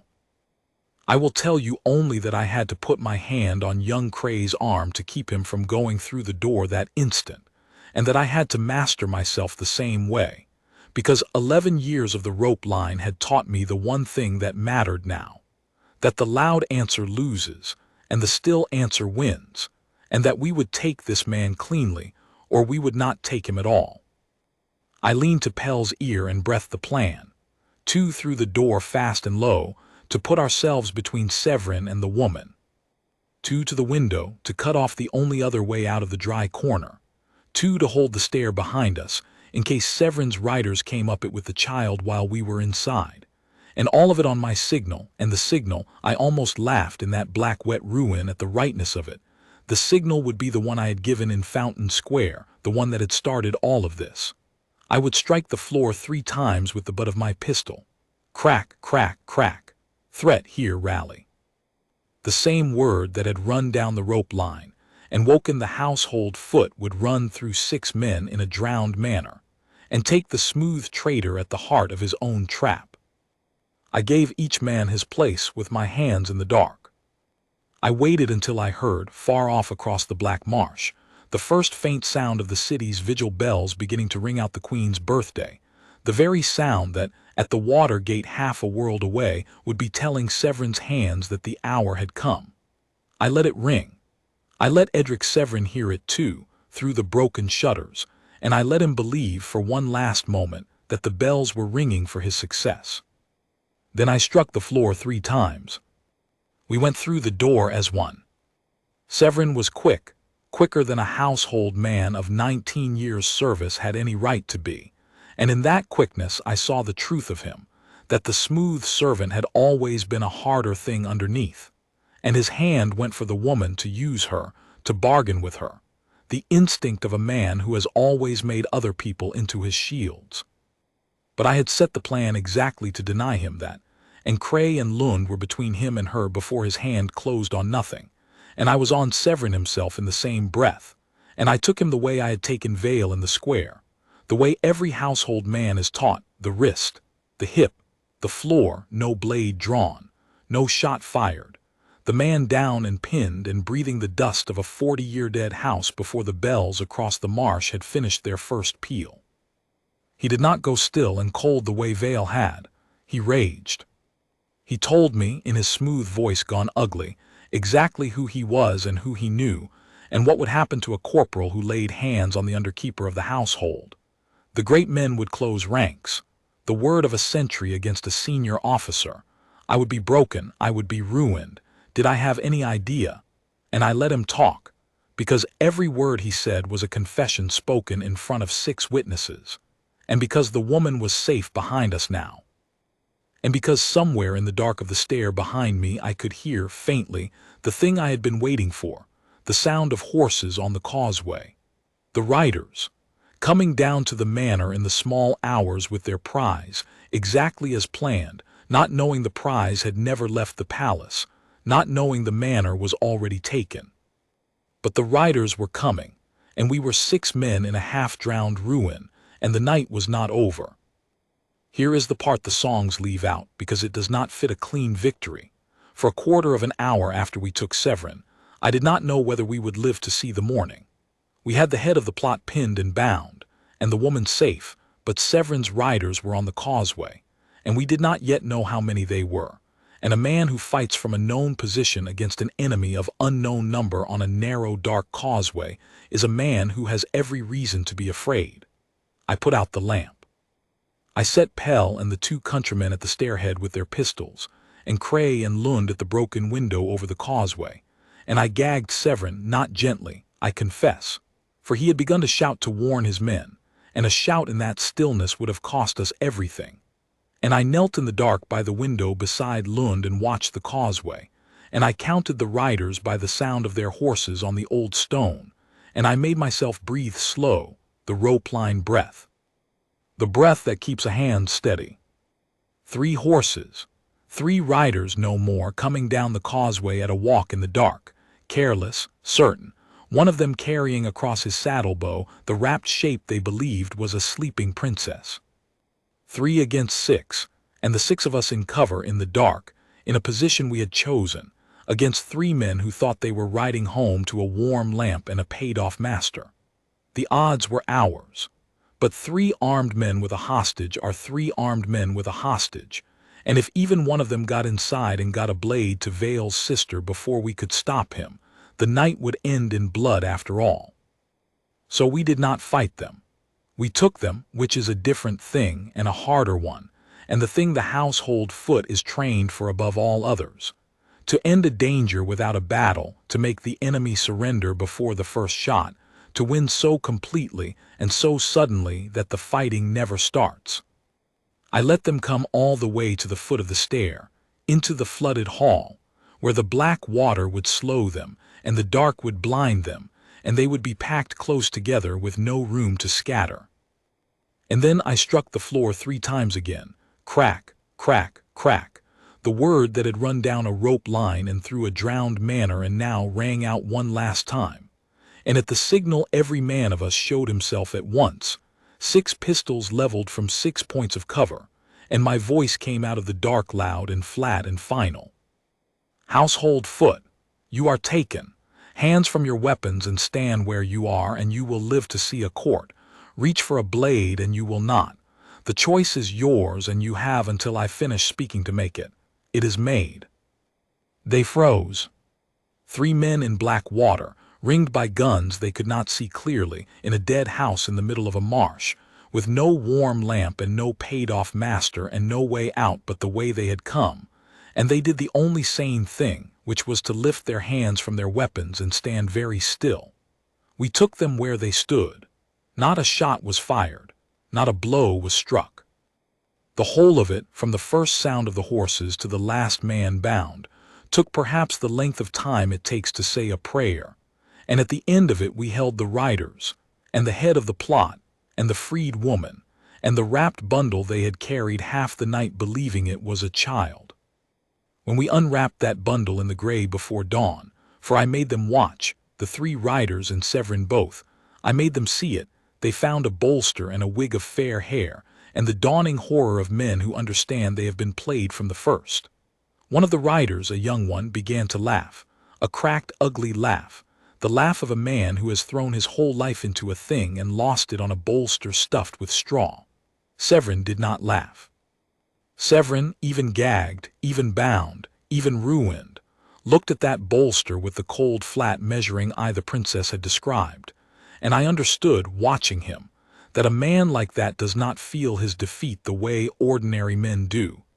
He was already, behind that cold eye, doing his sums again, hunting the flaw, planning the next thing.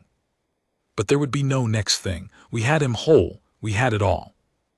The princess had never been in any danger at all.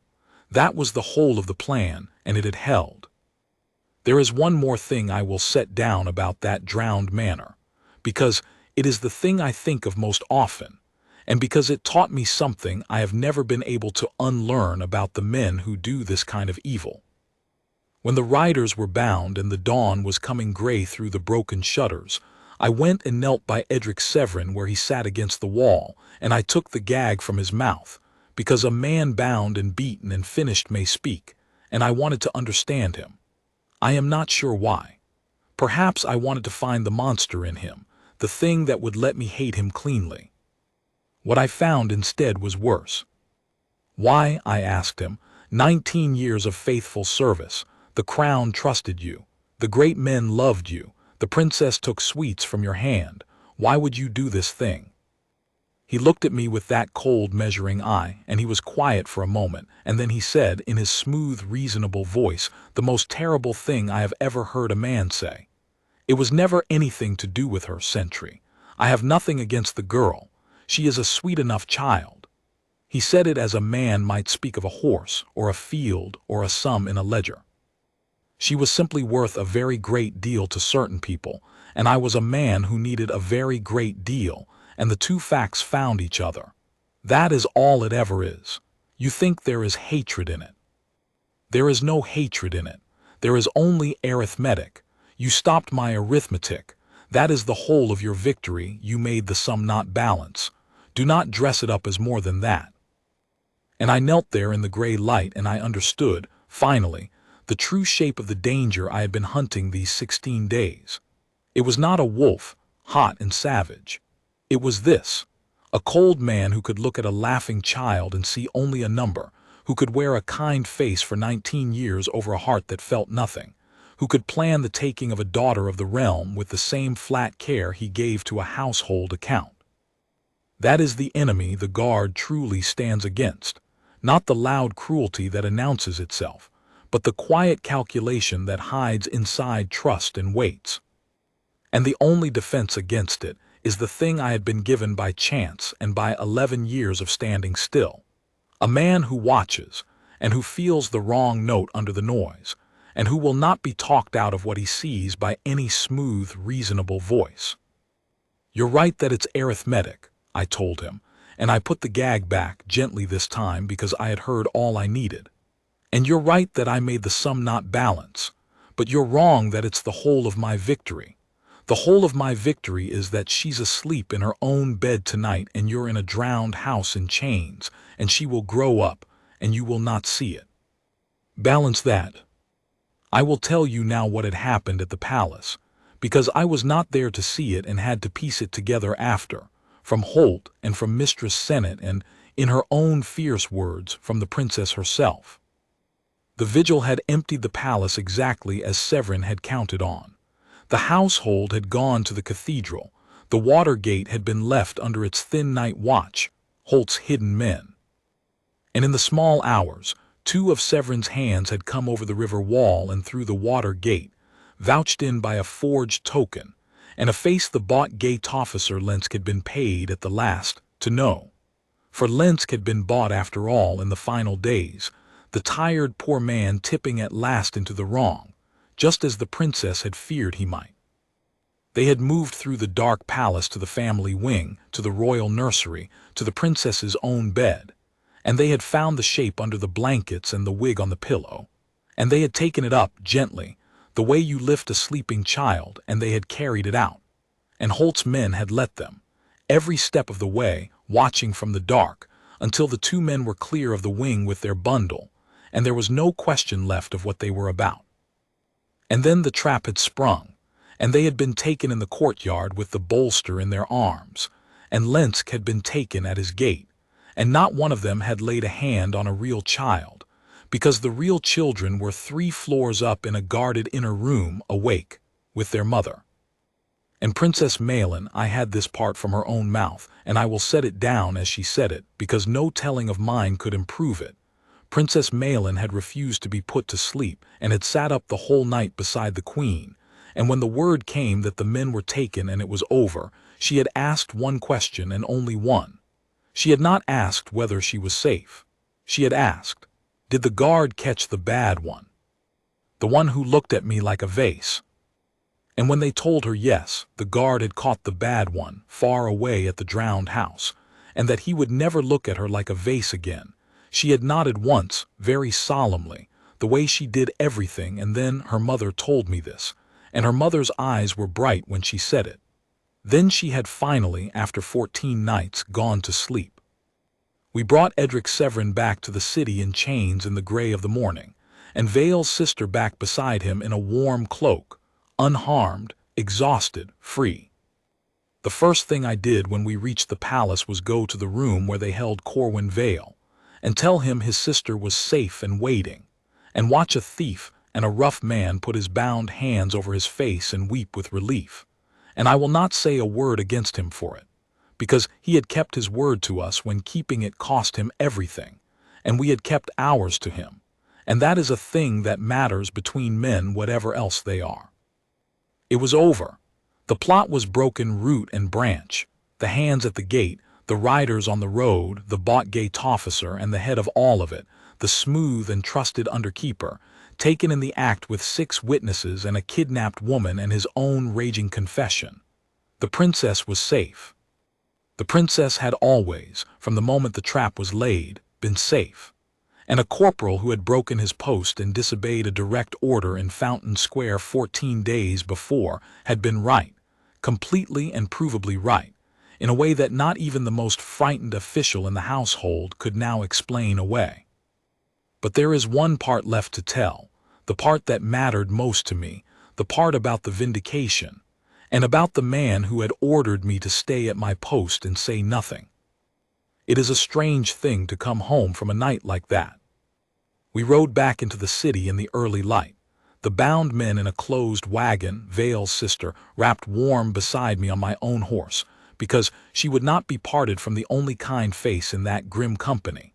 And the city was waking to the ordinary business of the morning after a vigil, shutters opening, bread baking, the streets being swept, and not one soul who passed us knew that the night just gone had held the whole future of the realm in its black hands. That is the secret weight a guard carries.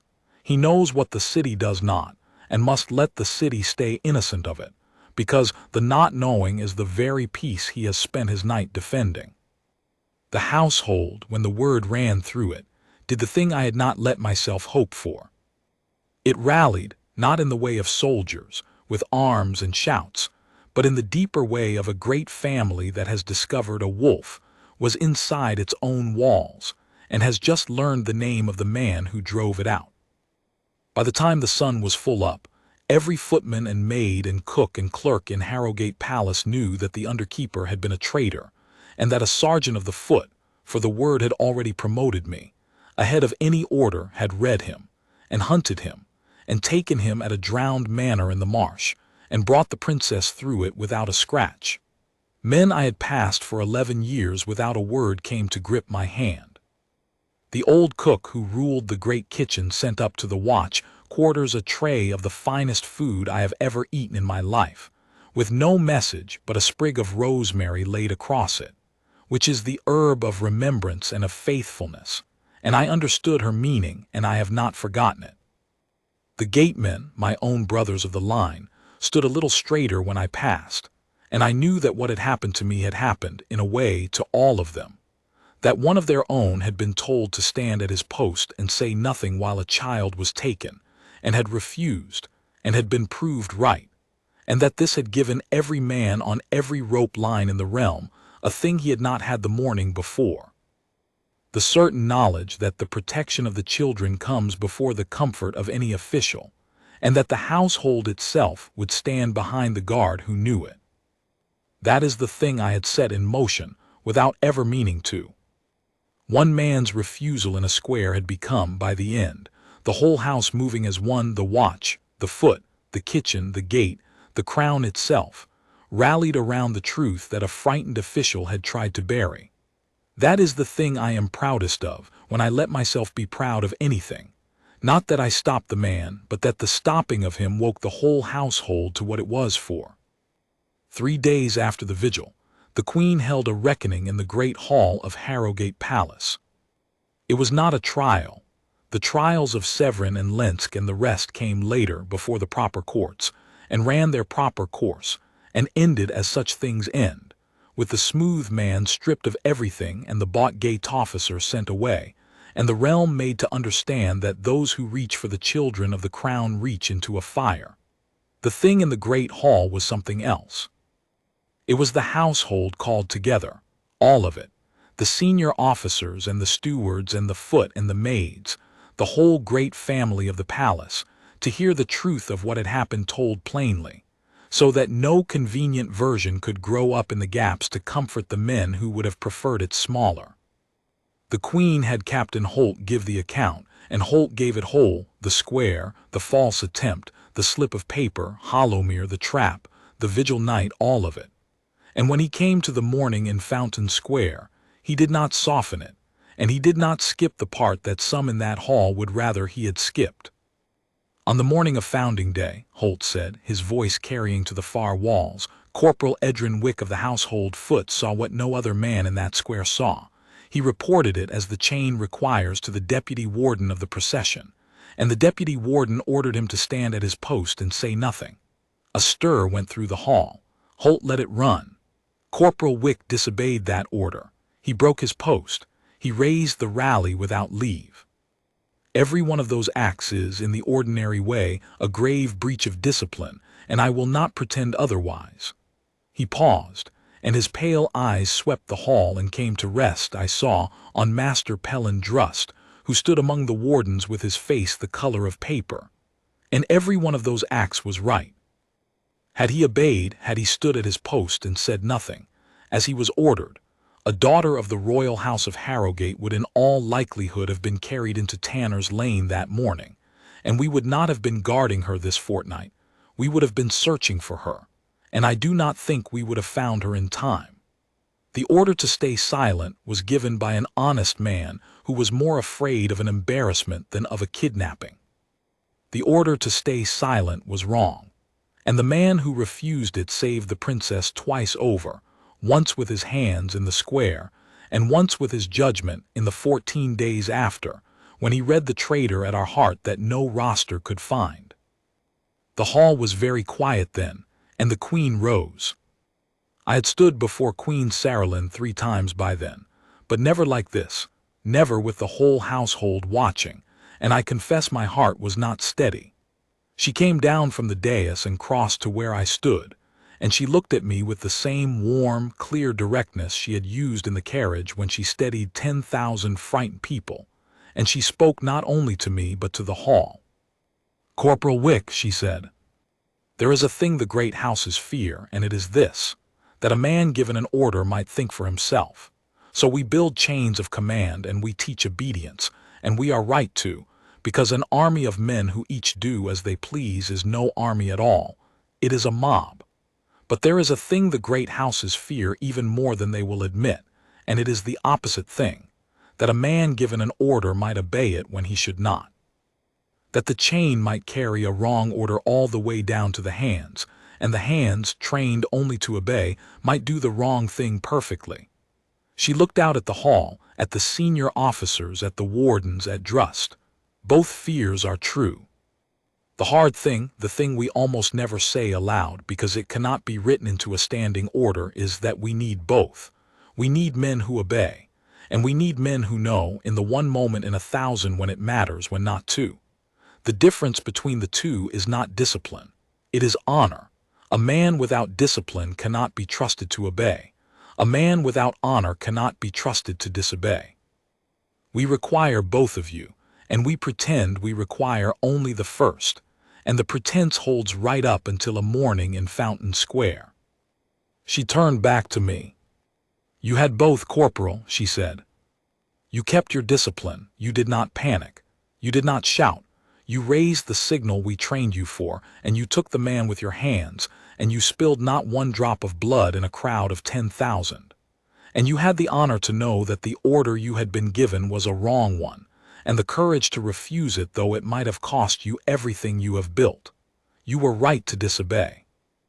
I am telling you so before your whole household, and I am having it written into the record in my own hand, so that it can never be quietly forgotten by anyone who would find it more comfortable forgotten."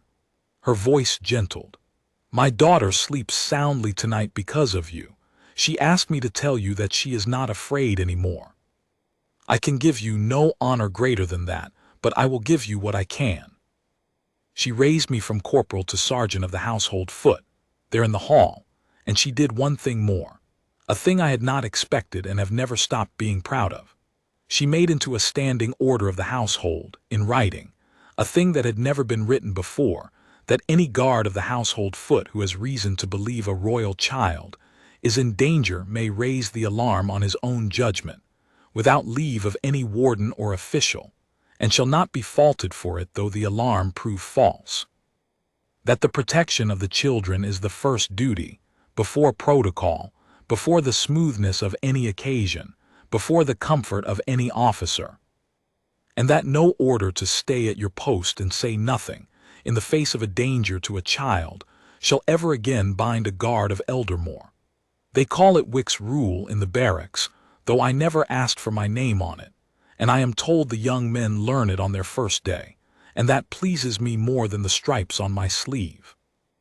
As for Master Pellandrust, I know the tellers want him punished, broken, marched out in disgrace beside Severin, and I understand the wanting. But that is not what happened, and I find I am glad it is not, because Drust was not a traitor, only a frightened man, and the realm has more frightened men than wicked ones and must find a way to live with them. He was not dismissed. He was moved quietly to a post in the provincial revenues, far from any occasion where a moment's nerve might cost a life, where his terror of embarrassment could do no worse harm than a tardy ledger. He came to me before he went, which took more courage than I would have credited him with. He could not quite meet my eye, and he did not quite apologize, but he said, "I would have let it happen, Wick. I have understood that these 3 weeks. I gave the order that would have let it happen, and I gave it because I was afraid of the wrong thing." And then he said, "Thank you for being a better guard than I was a warden." And he went. I have not seen him since. I hope his ledgers balance and his nights are quiet. A man can be forgiven for being a coward once, I think, if he has the honesty to know it after. Corwin Vale answered for what he had done. He was a thief and had taken a hand, however unwilling, in a plot against a child, and the law does not waive such things away.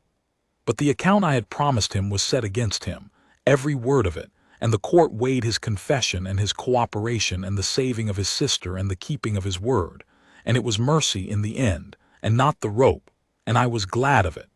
His sister was given honest work in the city. I check on them now and then.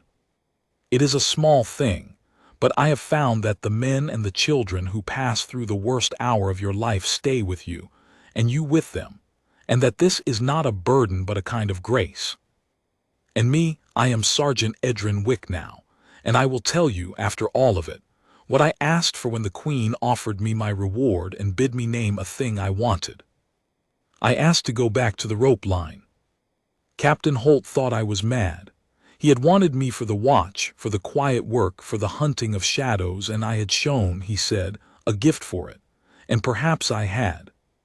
But I had spent 14 days walking the corridors of my own home, looking sideways at every kind face, weighing every friend for the wrongness underneath, and I had learned that I was not built to live that way, in the gray country of suspicion, however well I could do the work. I was built to stand still in the open, in the sun, in front of the people, where the threat comes at you plain and you meet it with your hands. So I went back. They gave me the Fountain Square post on the next founding day, at my own request, and I stood it, immaculate and unmoving, rifle grounded, eyes forward. And when the open carriage came round the bend and the greys slowed at the fountain, Princess Malin, who is 9 now and waves with rather more dignity than she used to, looked out across the rope line until she found me, and she did not wave. She did something better. She brought one small white-gloved hand up to her brow, slowly, solemnly, the way she had seen the soldiers do a salute, child's version but true, and she held it until I gave it back to her, the smallest inclination of my head, the only break in my stillness, the only one I will ever need. People ask me sometimes whether I am proud of disobeying. They ask it the way you ask a man to confess a clever rebellion, and I tell them the truth, which is that I did not disobey out of pride, or rebellion, or any wish to be a hero.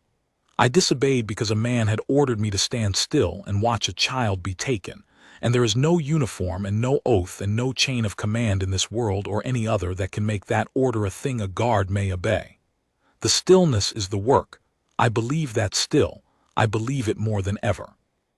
But the stillness is in service of something, and the something is the child. And when the order and the child stand on opposite sides, the guard who is worth his red coat knows which one he serves.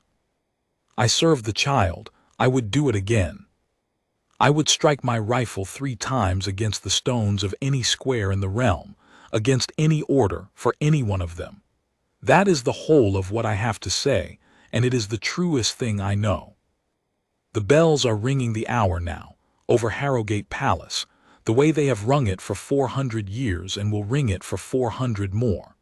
Somewhere up in the warm-lit family wing a girl of 9 is asleep and unafraid. And down here at the gate in the dark, a sergeant of the household foot stands his post in perfect stillness, eyes forward, and watches the night, and is exactly where he wishes to be. That is enough. That is everything. The child is safe and the guard is at his post, and the morning will come.